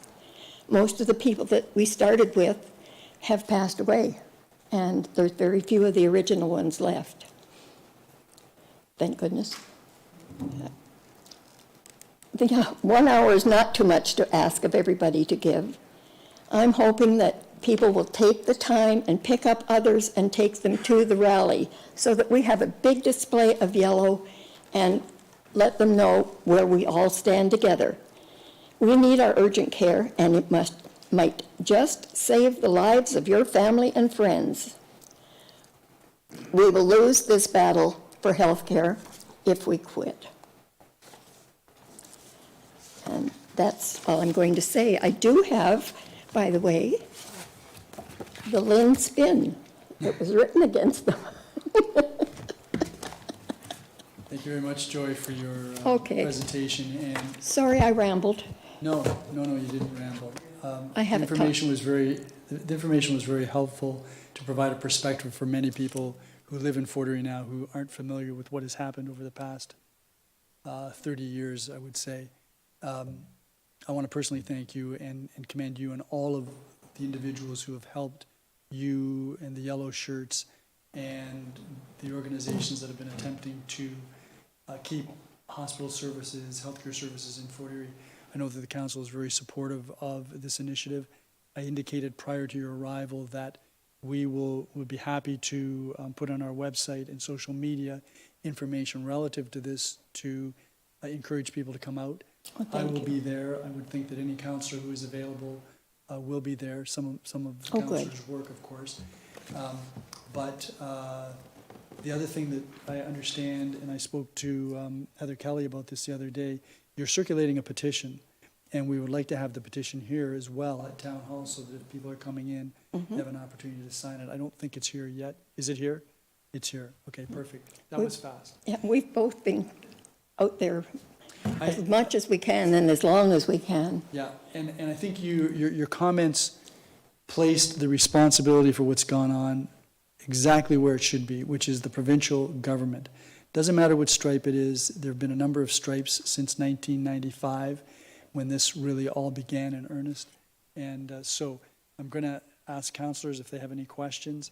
Some of them may want to comment, and that'll be fine. Councillor Noyes. Don't you agree? No. Anyway, hi, Joy. Hi there. I think I'm one of the originals. Yes, you are. Unfortunately, I don't have my yellow shirt. I didn't think we would need it again. Well- I guess I was wrong. But anyway, the LIN is now called the Home and Community Care Support Services, That's- just I knew it started with an H. Thank you. HSSS. Yep. Only the government can think of an acronym like that. I There know. should be a BS in there somewhere. I'm not up on accurate. I like words. I don't like it when they take a letter of each and use it. But I want to say right now that I made a promise to the town of Fort Erie that I would not quit this fight. And I haven't quit. I was a member of the NHS for a while. But because I didn't take the shots, like for beriberi and all those things, I was no longer really there. But I won't give up. I promised the people of Fort Erie that I would keep working, and as long as I can keep going and my knees stop shaking, I can walk my chair and sit down. Perfect. Councillor Noyes, did you have any further? Yes, there's one other thing about the questionnaire where you would like people to sign up. Is that also going to be on Facebook? Yeah. Or the questionnaire? The Yes. petition. Oh, the petition, I don't know how they can sign on Facebook. Because you have to have a signature. Yeah. The answer is no. Okay, the answer is no. Yeah. But perhaps if you put on Facebook where you can find Oh, a yeah. place to sign? They can come to me any day. I live right here in Fort Erie. If you let our communications team know where these petitions are located, we could put that up as well. Okay, thank you very much. I appreciate that. Councillor Lewis. Thank you, Your Worship, and thank you for your presentation tonight. And the mayor very eloquently explained, I think, the majority of council's feeling in terms of the work that your group has done. I just have one quick question. On the September 25th event at Queen's Park, that is not just Fort Erie, but that is other municipalities like Fort Erie, Minden. It's all of Ontario. Perfect. And I'll try to get to the Douglas Memorial site that day. But Good. thank you. So, yep, the more voices, the louder we are, and the more they'll hear us. Okay. Any other councillors? Councillor Christensen. Thank you very much for all your effort. I'm a recent transplant, as pretty well everyone knows, and that's right. I'm asking a question. And I worked in the community health sector. I worked for the Ministry of Health from 2010 to 2016 and a half or something. So I spent a lot of my life. I met Duncan Sinclair, who was the author of the Hospital Restructuring System report, and I told him at the time that small community hospitals had a role, that the concept of the magnificent tertiary hospitals was essential, but that they would not serve all of the needs. They could not. They're the apex of the system where the rest, primary health care, which we know is inadequate, and local other types of care, so access to diagnostic imaging, minor day surgeries, though they don't need a massive tertiary hospital. So I want to thank you. I want to promise you that I'm in the fight, and I'm very loud. Good. But I am angry, because I've watched Niagara from afar. People know. People saw. There's no question that Niagara, and Fort Erie in particular, has been badly done by successive provincial governments for decades. I just wanted to say that because I'd like it acknowledged publicly that your fight is the fight of all of us to make sure that we have the access to the health care that we pay for. You know, it's not free. We pay for it. So I just wanted to say that, and again, thanks. Can I make one more comment? Of course. I just want you to know that you've already changed how we operate here, because we're supposed to allow, questions, but as I indicated to the councillors, because of the importance of this, it's fair for them to have a comment. Yes, you wanted to say something further? Thank you. If they had built the St. Catharines Hospital closer to us, center-wise, where they put it, if you drew a circle around it, most of the people would be living in Lake Ontario, Hamilton, and Toronto. So there you go. Yeah, so that was, you know, the history of that, I'm sure, is that when it was built, the intention was to have one hospital in Niagara. I do believe that's what they were heading for. That's ridiculous. And they got at least stopped on that. Anyways, thank you very much, Joy. You're quite We'll see welcome. you on Councillor Marie? Noyes. Just one common question. A while ago, I can't remember exactly, many of us signed a petition prior to the urgent care. Now, I don't know if people out there know that this is another petition that they need to sign, that if they sign that one, they still need to sign this one. Yeah, I've been telling them that when they come to me, and I'm sure the others are telling them as well. I'm just, just thinking that a lot of people may say, well, I've signed it already, and they probably haven't. Thank you. Well, I'm glad to see the rest of you aging with me. I'm not alone, especially Tom. He was one of those kids I was talking about. Okay, time to move on.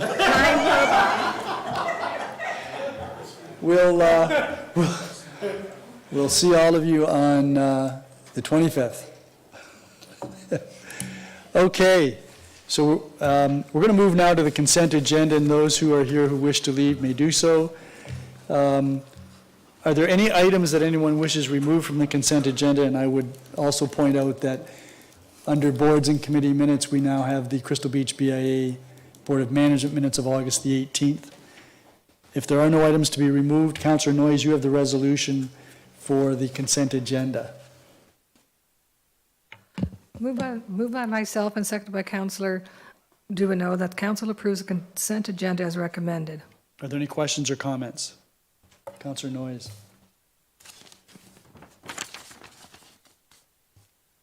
Trying to figure out where it is now.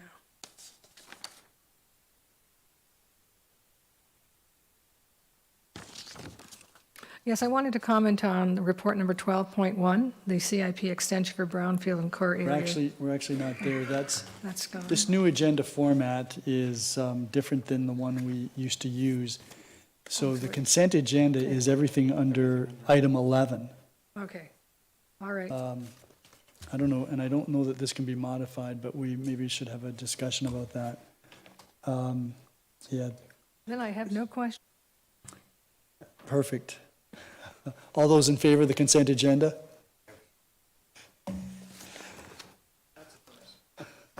Okay. Let's try to maintain some decorum here.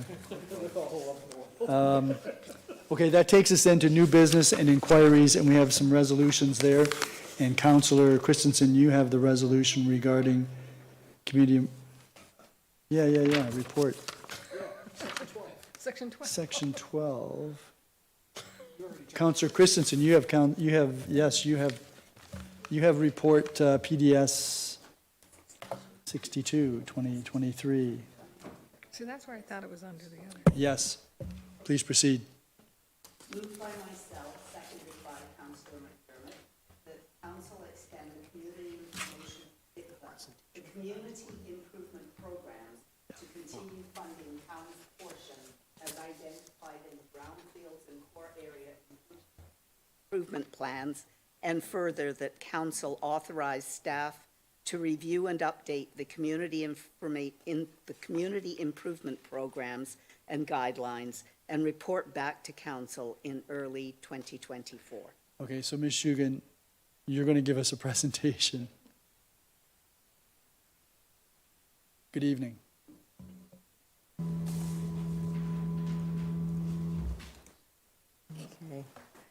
Good evening, Mayor, members of council. My name is Robin Shugan. I'm Junior Community Planner for Planning Services. I'm just here to do a quick presentation on the CIP Extension Program.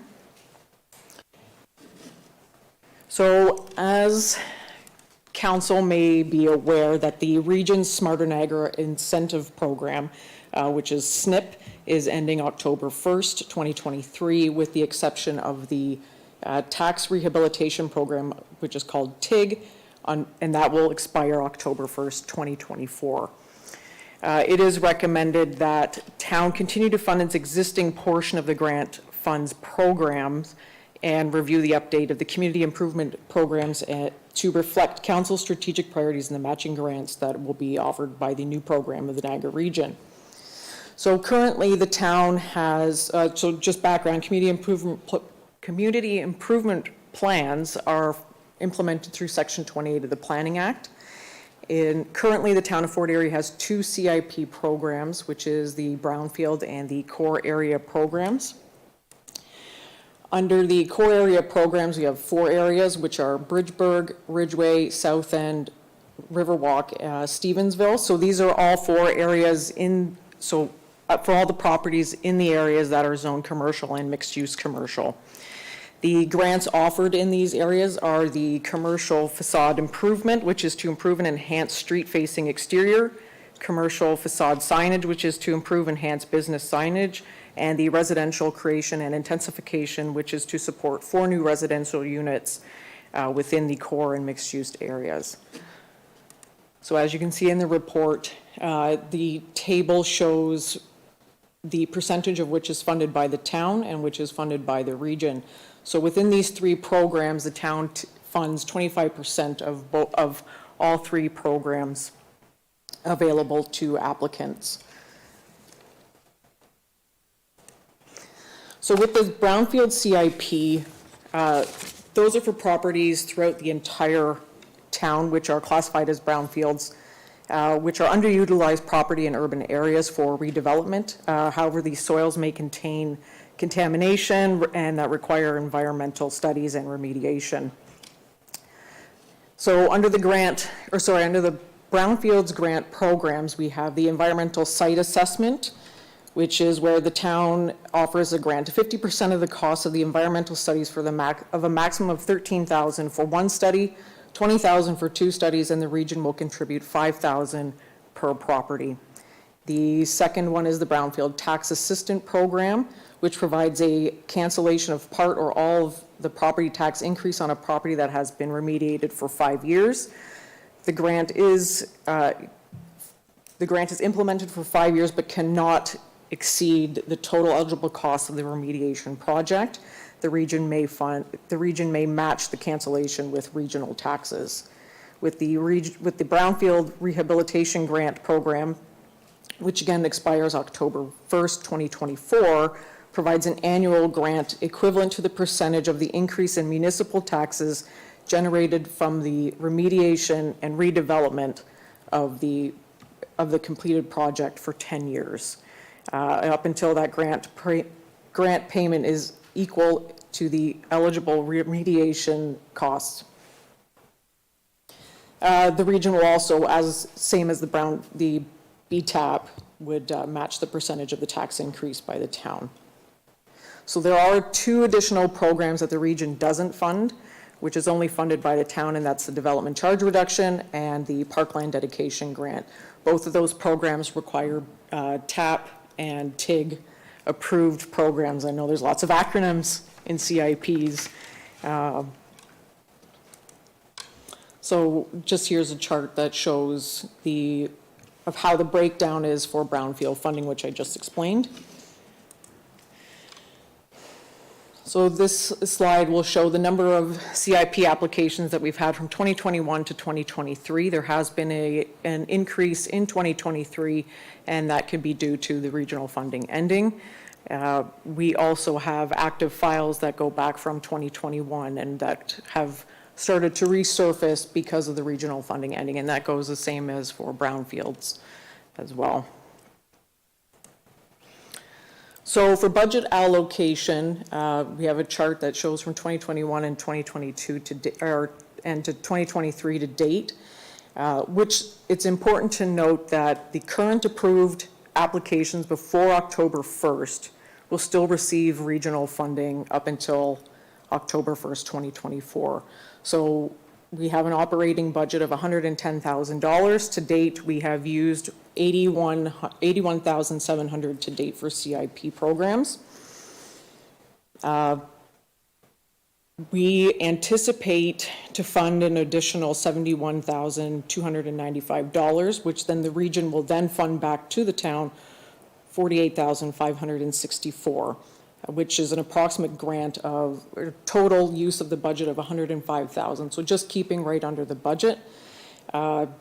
We don't anticipate going over, but again, should grant demands exceed the operating account, the town maintains a $650,000 CIP reserve in which we will extract from for the remaining applications.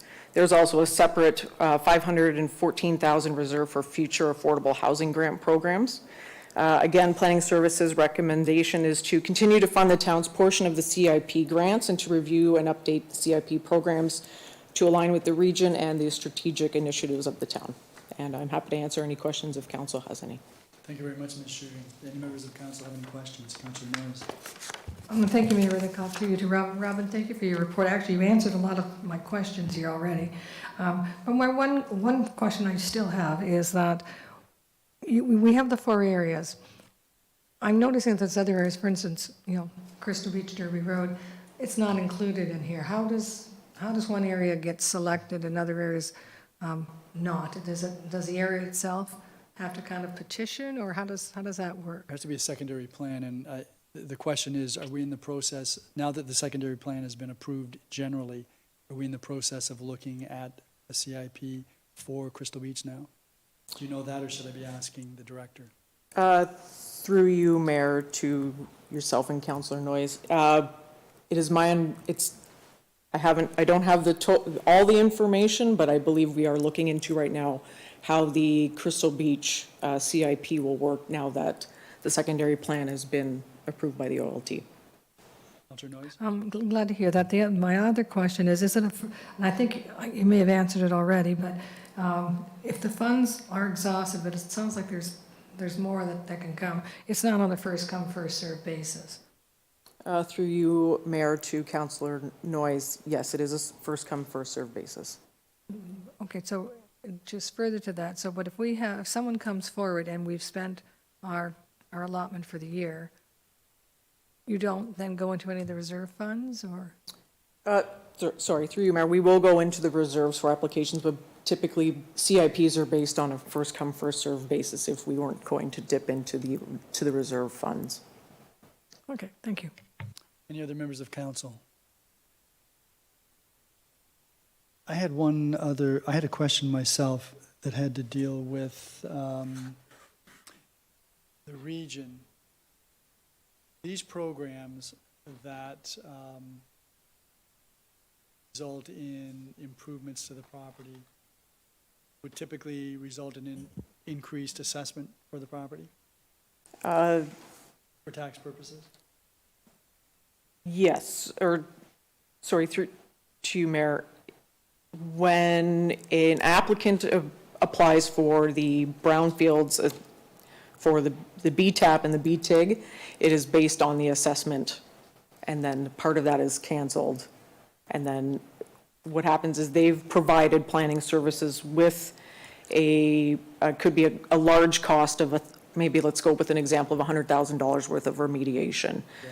So we will take that $100,000 and we will cancel part of that taxes until we pay that off. Not too concerned about that because the region will be has a revised brownfield program going Yes. forward.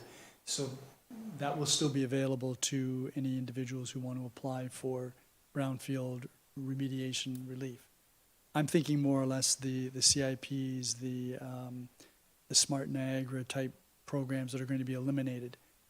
Those programs, for example, my belief is that some of the Jarvis Street improvements through our CIP generated a 10-to-1 return. In other words, we'd be putting in $1, the store owner or business owner would be putting in $10, $11, $12. Those improvements then had an impact on the assessment, did they not? Would they not?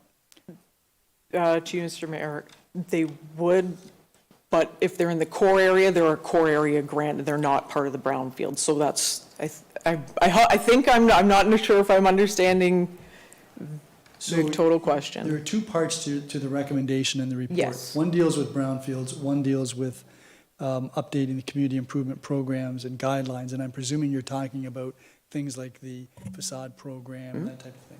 Yes. That's what my questions are directed at. So not concerned about brownfields, just concerned about we're going to be continuing to put money into programs that the region is going to pull out of, and yet we're doing it because we're trying to revitalize our downtown core areas, and we believe that there will be an increase in the assessed value, which ultimately means more taxes for the municipality. But it also means more taxes for the region, who will not be participating in that program, does it not? To you, Mr. Mayor, the region will be, they are updating their new policy, so they are ending the SNP program, and then they are moving into what they've approved. It's sorry, just give me a second here. I have the name of their new program. I believe it's just the Niagara Region.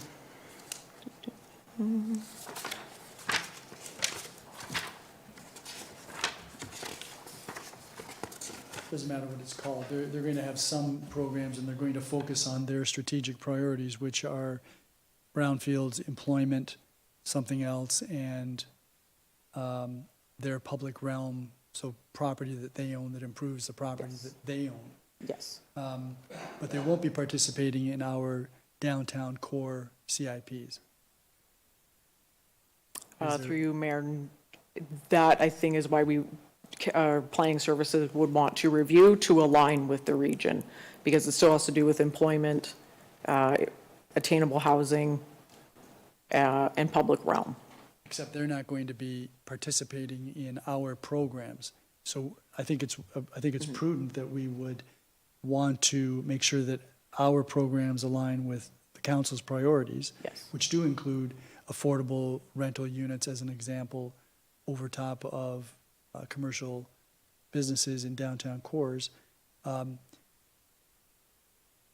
My point is that by us providing grants, we're encouraging improvements of properties, revitalization of the downtown core, and an increase in the assessed value of those properties, which benefit us and benefit the community. It also benefits the region, which is not going to be participating. That's the point. So through you, Mayor, at this time, I don't have the understanding of the new regional program and how that looks when it coincides with the town. Fair enough. Any other questions? Then I'm going to call the question with, no. So we've got the report on the floor. Thank you very much, Ms. Shugan. So we've got the report on the floor. Are there any questions with respect to the report? It's PDS 62. If not, Councillor McDermott. It's ironic that the region has snipped the SNP. Good Lord.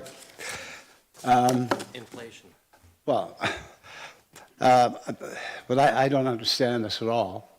This has always been a big thing to get development spurred in the downtowns. Jarvis Street's one of them that has got that attention.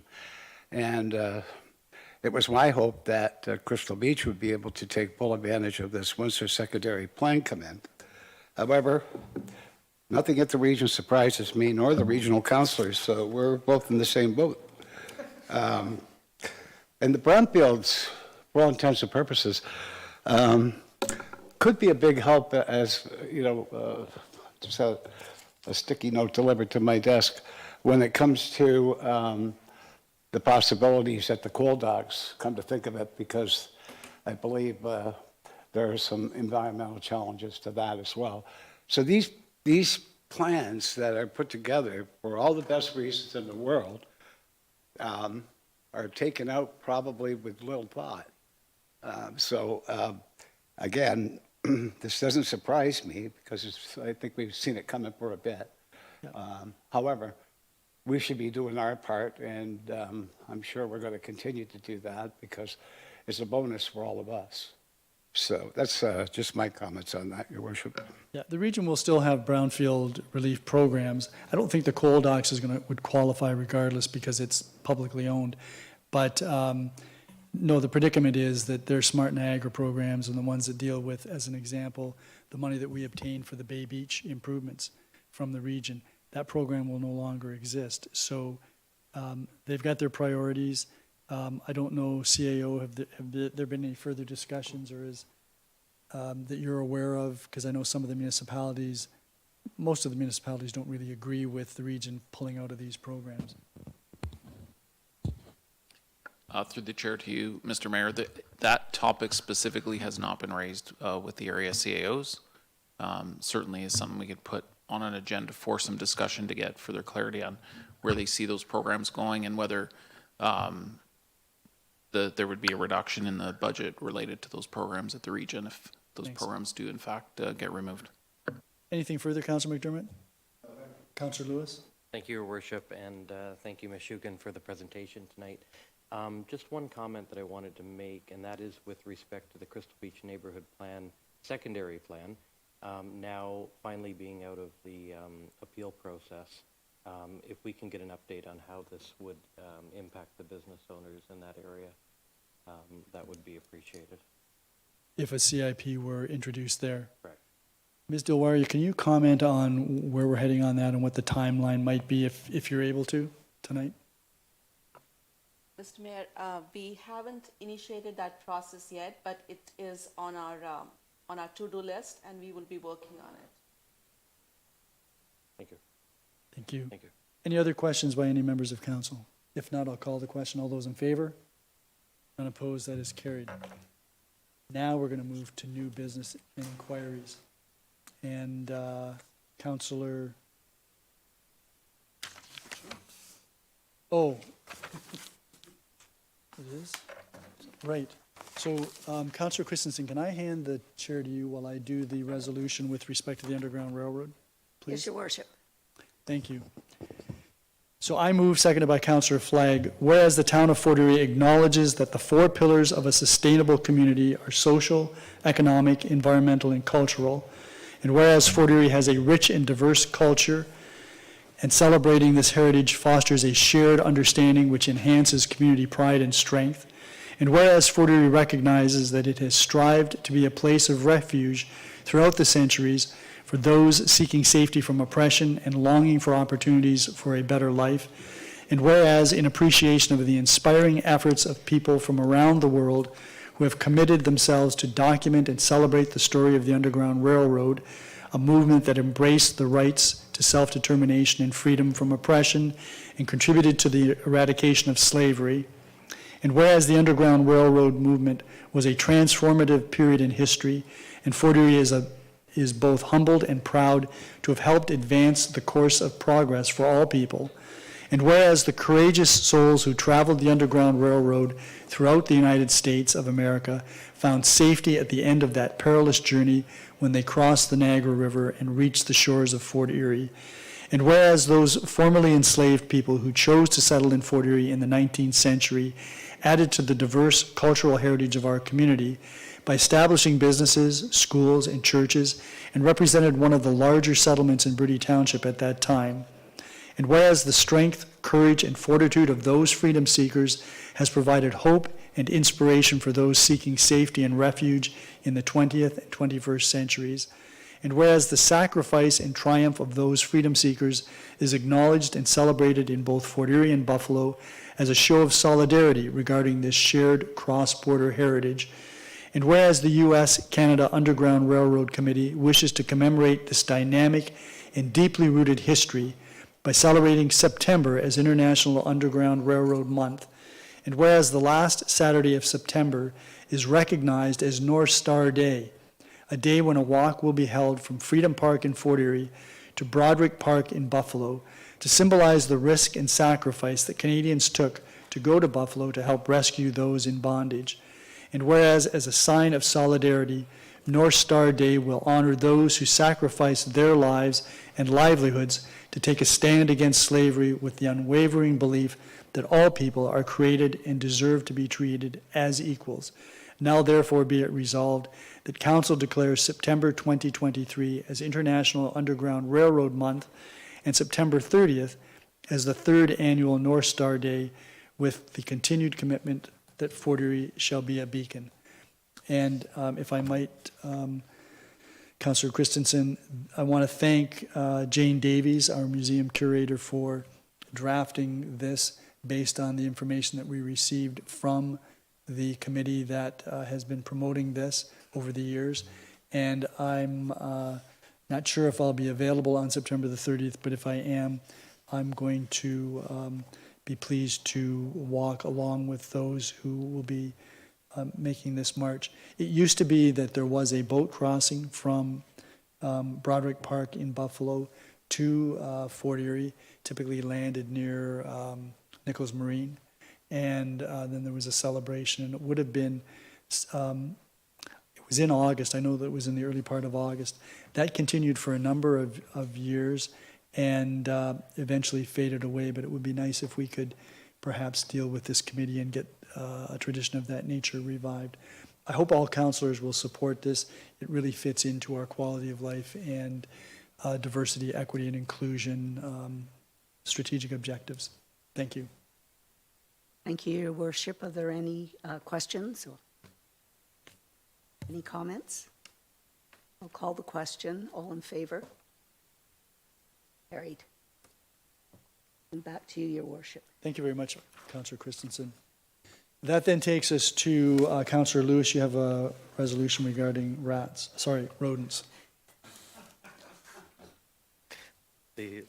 No comment. Thank you, Your Worship. Moved by myself and seconded by Councillor Christensen, that Council receive memorandum Brianna Antonio, Coordinator of Planning and Development Services, Residential Rodent Prevention and Control Measures for information purposes. Are there any questions or comments? All those in favor? That is carried. I did commend Ms. Antonio for an excellent report, and she did provide us with some additional information by email this afternoon. Next resolution relates to the fire chief's notification, and Councillor McDermott, you have that resolution. Thank you, Worship. Moved by myself, seconded by Councillor Christensen, that Council receives memorandum from Mark Schmidt, Fire Chief, Ontario Association of Fire Chiefs, bursary, mental wellness for information purposes. Any questions or comments? All those in favor? That is unanimous. That then takes us to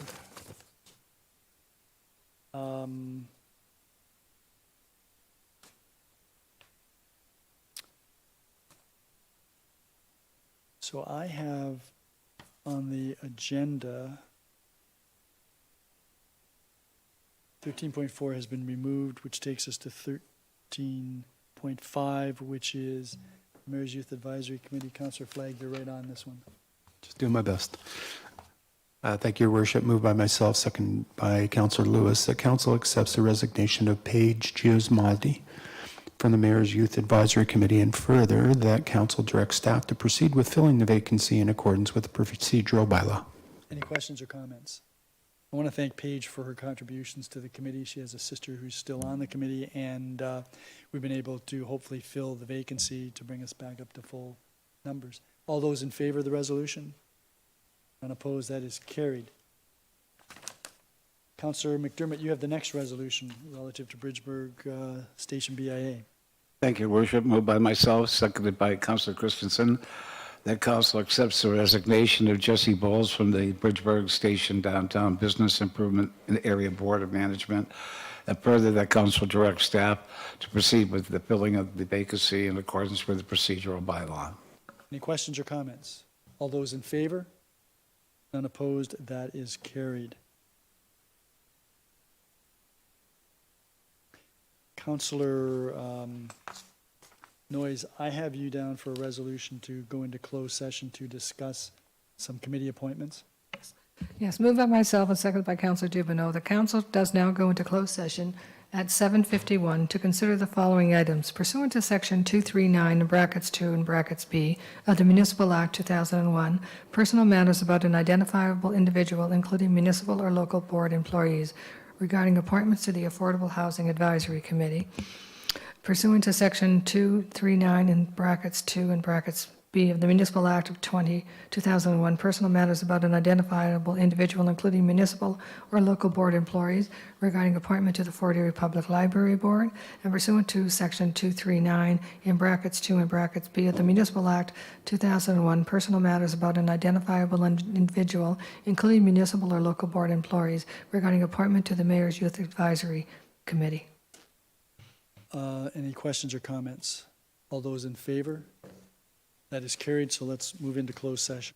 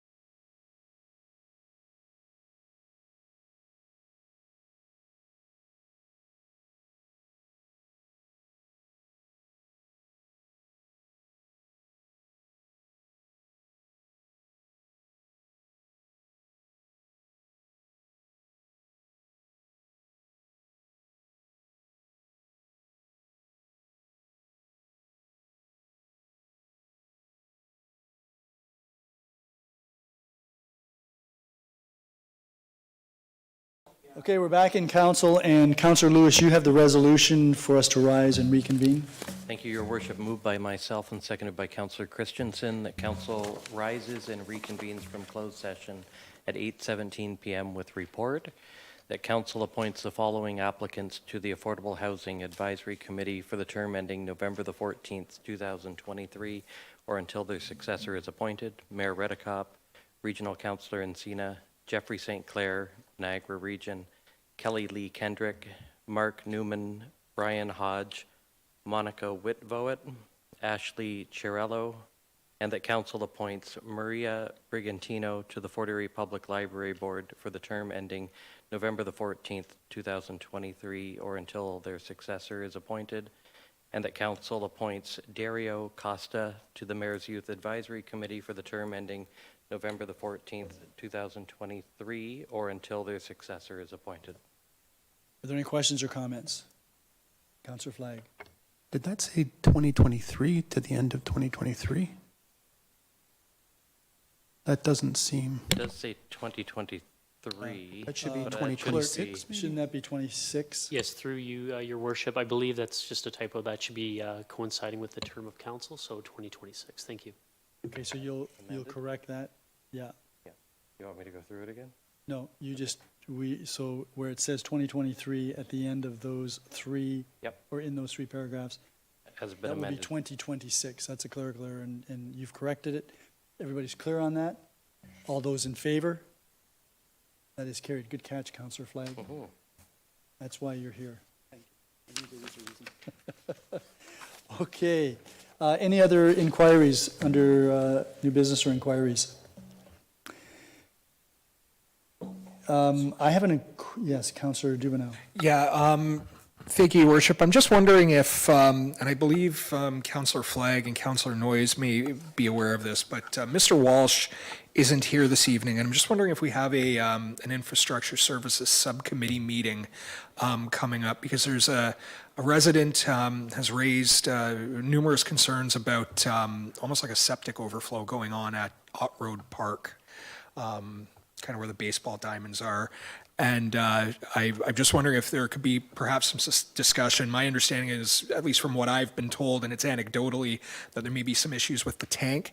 And I'm just wondering if that is true, if we have a plan, if it's on a work list. And I apologize, Councillor Noyes. I know the individual, and I know you're also the chair of infrastructure. So I'm just wondering if maybe we can get look into that and maybe get it on a work list or something. I don't think we need to wait for a meeting for that, do we, Councillor Noyes?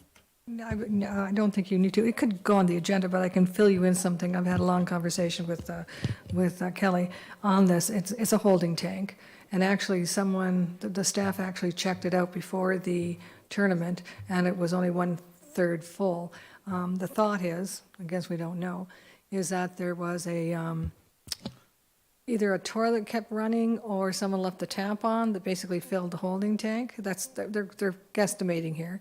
And they could not find, they got the call at noon. They tried to find someone to come and pump it out. They couldn't find a contractor. So what they've done is now they have a contractor, what is it called, on-site, not on-site, but standby, that is supposed to respond to these requests with a much timely fashion, so that they can alleviate the problem. So that's kind of like, yeah, they've looked at it, they've got a solution in place, and hopefully this will happen. But, I mean, putting it back on, I don't think this is I've heard both ways. I've heard that it doesn't happen very often. I've heard that it happens more, happening at all shouldn't happen, but anyway. So he does have a solution that he's hoping to work, and he has addressed it immediately with getting a contract on board. That's something you'll be discussing at the next IS meeting? Well, I think Or following Councillor up? Lewis will be, because I'm not going to be in attendance. Okay, Councillor Lewis, you'll be, It's next Thursday. so the next IS meeting, this is the holding tank at the Loyalist Park. Is it Loyalist Park? Yeah. That's not this Thursday, a week from Thursday, no, a week from Wednesday. Oh, no, it's a week from So- Thursday, that's right, it's supposed to be Wednesday, they moved it to Thursday, so I can't come. Okay, so if neither one of you is available, please let me know. Okay. Anything further, Councillor Dubanow? No, I appreciate the info. Thank you very much, Councillor Noyes. Anyone else? Okay, I just wanted to inquire of the CAO and/or Ms. Dilwaria. There was a memorandum that had been removed from the agenda relative to some activity on Hout Crescent, and I understand that there's some information being compiled with respect to that matter. Mr. McQueen? Thank you, through the chair. Yeah, we were attempting to collect the information. It's a file that has a relatively longer history in terms of the planning application and some of the approvals that have occurred. So the issue is a little more involved than we expected. So that memorandum was intended to come late, but probably too late for council. So it would be our recommendation that council find another time to deal with that matter, hopefully sooner rather than later. But And there's some additional information that may stem from work that staff is doing right now to follow through with respect to whatever planning issues may have arisen? yeah, that's correct. So we would bring forward the memorandum specific to that issue. We'll be bringing forward a memorandum as well, just with other issues that may resemble some of the issues with that, with some recommendations on how to ensure that they can be resolved on a go-forward basis in a proactive way. Okay, so I just want to let councilors know that there is some need to deal with this sooner, as CEO has said, sooner rather than later, so that you might want to clear your deck if you can for a meeting next Monday. And if it is next Monday, I'm going to suggest that it would be at 5 o'clock. You'll be given notification if we do proceed, because at 6 o'clock, there's ironically a tree preservation bylaw open house here in the council chambers at 6 o'clock. So we would have to have our meeting prior to that. Thank you very much, Mr. McQueen. Any other inquiries? If not, there are no motions. Councillor McDermott, I understand you have a notice of motion. I do, Your Worship. Hopefully if we do have that meeting on that Monday, we might be able to get this on there if at all possible. So this will be returnable at the next council meeting. And if it's a committee meeting, then we would have to have a special council meeting, but that would be next Monday if we have that meeting. May I read this? You may. Okay, so moved by myself, seconded by Councillor Lewis. Whereas the Niagara Region taxes form a significant portion of the overall tax bill that is issued by the local area municipality, and whereas the Niagara Region approved a 7.58 increase to the regional operating budget levy, 8.59% increase to the water and wastewater levy, and 5.5% increase to the waste management levy, which outpaced the ability to pay and affordability of our local taxpayers. And whereas Niagara Region and local area municipalities recognize that the post-pandemic economy, market inflation, and housing shortages are a reality which have driven up costs for basic housing and food above the means of many residents.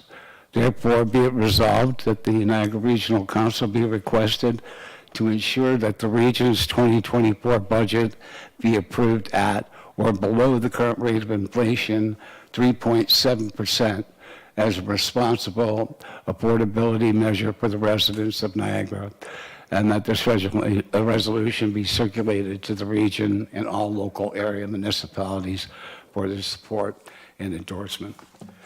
Thank you. So that will be, we'll have that on the agenda, Mr. Clerk, if we have that meeting on Monday evening, which looks like we may very well. Are there any other notices of motion? If not, then we're going to go to consideration of bylaws, and I see, Councillor Flagg, that you have the bylaw package for all the bylaws except the ones that you have you've declared a pecuniary interest in, although 139 is still in there, so you wouldn't read that, and we'll shift that over to Councillor Lewis when he gets there. So please proceed. Thank you, Your Worship. Moved by myself and seconded by Councillor Lewis that the bylaw package containing 134-2023 to establish community benefit charge reserve, 135-2023 to amend the zoning bylaw 12990 as amended, 3701 Elm Street, 1000314 Ontario Inc. owner. 136, 2023, to adopt the 2023 to 2026 corporate strategic plan for the town of Fort Erie. 137, 2023, to amend zoning bylaw 129-90 as amended, 3303 Dominion Road, 13804-003, Canada Inc., Ahmed Dollar, owner. 138, 2023, to approve the final assessment levy for the Young and Hoff Wagner Municipal Drain. 143, 2023, to authorize entry into a grant funding agreement with the Fort Erie Group Family Practice. 144, 2023, to authorize the execution of a subdivision agreement for 726 Gorham Road subdivision agreement.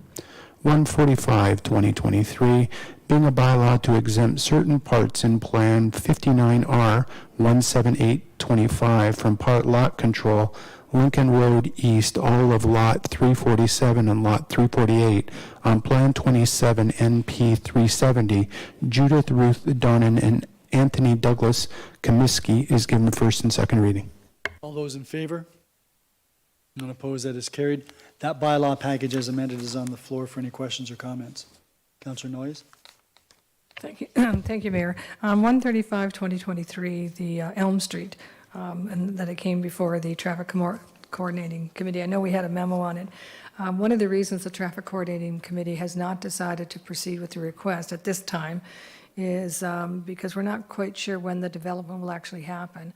And our bylaw officers have gone down and looked at the street a number of times, and there is no parking issue at this time, so we didn't want to enforce parking restrictions and again, look at it once the building goes up to see if it is a problem, but right now there would be no reason to do it. The other one I wanted to bring up is a 138, 2023, the final assessment levy for Young and Hoft Wagner Municipal Drain. I do know that the majority of this drain is Port Colborne, and I think partly Niagara Falls, but there was a 54% increase. I know for the town it just means maybe an extra $1,000 or something. But for some of these individuals, granted, they're probably not residents of Fort Erie, they're probably the other municipalities, but a 54% increase from the assessment when they're first assessed and said, okay, you're going to pay X amount of dollars, to find out 5 or 6 years later that it's a 54% increase. And we're talking some people had 10,000, so now they're going to be paying 15,000. Some people had 15,000, now they're going to be paying 25,000. So it's a significant increase, and I'm not quite sure why. There wasn't really, yeah, inflation and yeah, COVID, but a 54% increase. I did have a chance to talk to Troy Davidson today about that, because I thought, well, what's going to happen to our drains? Because we've just done the Glennie drain, and we haven't done it yet, but the Glennie drain has now been put out there, and so is the Frenchman's Creek drain. Happy to hear from Troy. So are we looking at the same thing, like a 54% increase? Because these assessments happened years ago, too. Well, the Frenchman's Creek, not so much, but Glennie, yes. And they're actually coming in under budget, under the assessment value. So I was very pleased to hear that. But there should be something at some point that who is supposed to maintain the drain? Like, I mean, you hear from 2 different drainage engineers that do these assessment reports, and both of them come from 2 different points of view. One being that the landowner can maintain their drain, and, it's a responsibility of the landowner. And the other one is, no, we don't want them to touch the drain because of, environmental issues, et cetera, et cetera. So I think at some point, council needs to decide A or B, and if it's B, then we have to educate the landowners that if you see a problem, call the town. Because I talked to Troy, I said, okay, if there is a problem, if we do go with B, which is that the town has to fix it if there's a problem, that's I think what I understood from Troy is that that's the position he would take too, and I kind of agree, because of the environmental features, is that there has to be some education for those people who surround the drain. I know this is a little bit bigger than this, but it's all connected when you see a 54% increase in the cost of the drain. And we're talking, I think, 5 years. That's all. So just for clarity, yeah, this report was done in 2017, which is 6 years ago. It's a $1.173 million project, which was, this land is mostly in the city of Port Colborne. City of Port Colborne was responsible for managing all of this. They're the ones who would have done the work. The town of Fort Erie's contribution is $2,578, so it's less than 0.2%. And you did mention that there are a couple of projects in Fort Erie where they're actually coming in under budget.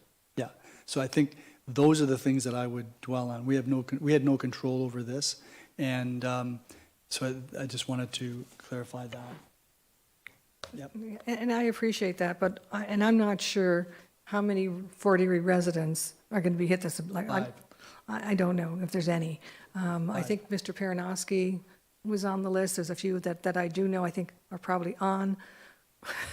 I think they have shared, like, it hits my ward. It's partly Niagara Falls, partly Fort Erie, off of Mount Rose Road, that type of thing. So I did recognize a few of the names, but again, I don't know if the property that's being assessed is in Fort Erie or just where their house is. So there are a few residents, but I don't think any of them are hit really, really hard by this, but I would hate to be someone that are.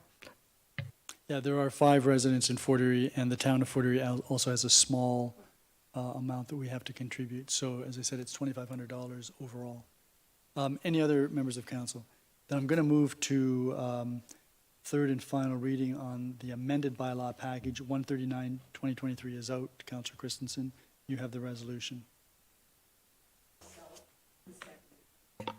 Moved by myself and seconded by Councillor McDermott, that bylaws 134, 2023, 135, 2023, 136, 2023, 137, 2023, 138, 2023, 143, 2023, 144, 2023, 145, 2023 are given third and final reading to be signed by the mayor and clerk under the corporate seal. Are there any questions or comments? All those in favor? None opposed, that is carried. Councillor Lewis, could you then read in the bylaw, first and second reading for the bylaws that were left out of the package, including 139? Thank you, Your Worship. Moved by myself and seconded by Councillor Christensen that bylaws 139-2023 to accept and declare lands as a public highway on the east side of Schooley Road 0-17100 and 0-17101 Schooley Road, 140-2023 to stop up and close part of Florence Drive road allowance, 141-2023 to deem part of a certain registered plan of subdivision not to be a registered plan of subdivision, Florence Drive, are given first and second reading, and 142-2023 to authorize an exchange of land, to authorize the exchange of lands between the Corporation of the Town of Fort Erie, Darren and Janine Perry Flagg, and 2850524 Ontario Incorporated, MJ Subenthurian, for the purpose of a pedestrian corridor as identified in the Spears High Point secondary plan. We're given first and second reading. Yes. All those in favor? None opposed, that is carried. Those bylaws are on the floor for any questions or comments. If there are none, then I'm going to go to Councillor Noyes, and you'll need to add in 139.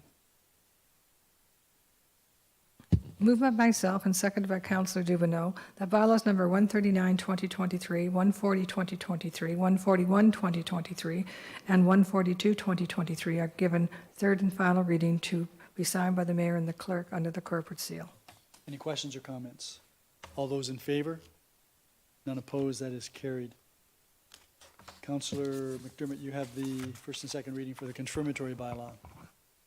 Thank you, Your Worship. Moved by myself, seconded by Councillor Christensen, that 146-2023 to confirm the actions of council and its council and committee meeting held on September 11, 2023, and its regular council meeting held on September 18, 2023, is given first and second reading. All those in favor? None opposed, that is carried. Councillor Noyes, third and final reading, please. Thank you, Mayor Redekop. I guess bylaw number 146/2023 is given third and final reading to be signed by the mayor and the clerk under the corporate seal. Was Oh, it and seconded by Councillor Dubanow. Thank you. Any questions or comments? All those in favor? None opposed, that is carried. That takes us to scheduling of meetings. Councillor Noyes? Thank you, Mayor Redekop. Okay, I'm going to process this. The Lincoln County Humane Society is now called the Humane Society of Niagara, so that is now the name of the animal control, is meeting tomorrow night at 6 o'clock in Font Hill. On Wednesday, I guess that's the 20th, the 40 Renowned for-Profit Housing is meeting at Betty's at 9 o'clock. On the 26th, the Accessibility Committee is meeting at 4 o'clock in Committee Room 1. And on the 28th, the Infrastructure Subcommittee is meeting in Room 1 at 3 o'clock. And that's Councillor Lewis. Councillor Lewis? Thank you, Your Worship. Wednesday, the 20th of September, 2 p.m. EDI Coalition meeting, Diversity, Equity, and Inclusion. And at 5 p.m., the Ecological Environmental Advisory Committee will be meeting both here at Town Hall. I'm sorry, what was the day for EAC's meeting? Wednesday, September the 20th at 5 p.m., same Okay. day. Thank you. Any other meetings anyone wishes? Councillor Christensen? On Tuesday, September 19th, tomorrow, the Community Health Care Services Committee will be meeting at 3 p.m. at Town Hall. And at 4 p.m., the Fort Erie Public Library Board will be meeting at the Centennial Branch at 4 p.m. if I'm repeating myself, anyway. You are, and I'm just wondering how you're going to do both those meetings. I'm not sure, but we'll figure it out. I always resort to magic. That usually works. I was planning, yes, that's better than what I was thinking, yes. Okay, any other meetings? If not, then I'm pleased to ask Councillor Dubanow to bring forward your resolution. And I'm pleased to present it, Your Worship. Moved by myself and seconded by Councillor Noyes that council adjourns at 8:39 p.m. to reconvene into a regular meeting of council on October 23rd, 2023. Already October. All those in favor? That is unanimous. Thank you all. Begrudgingly.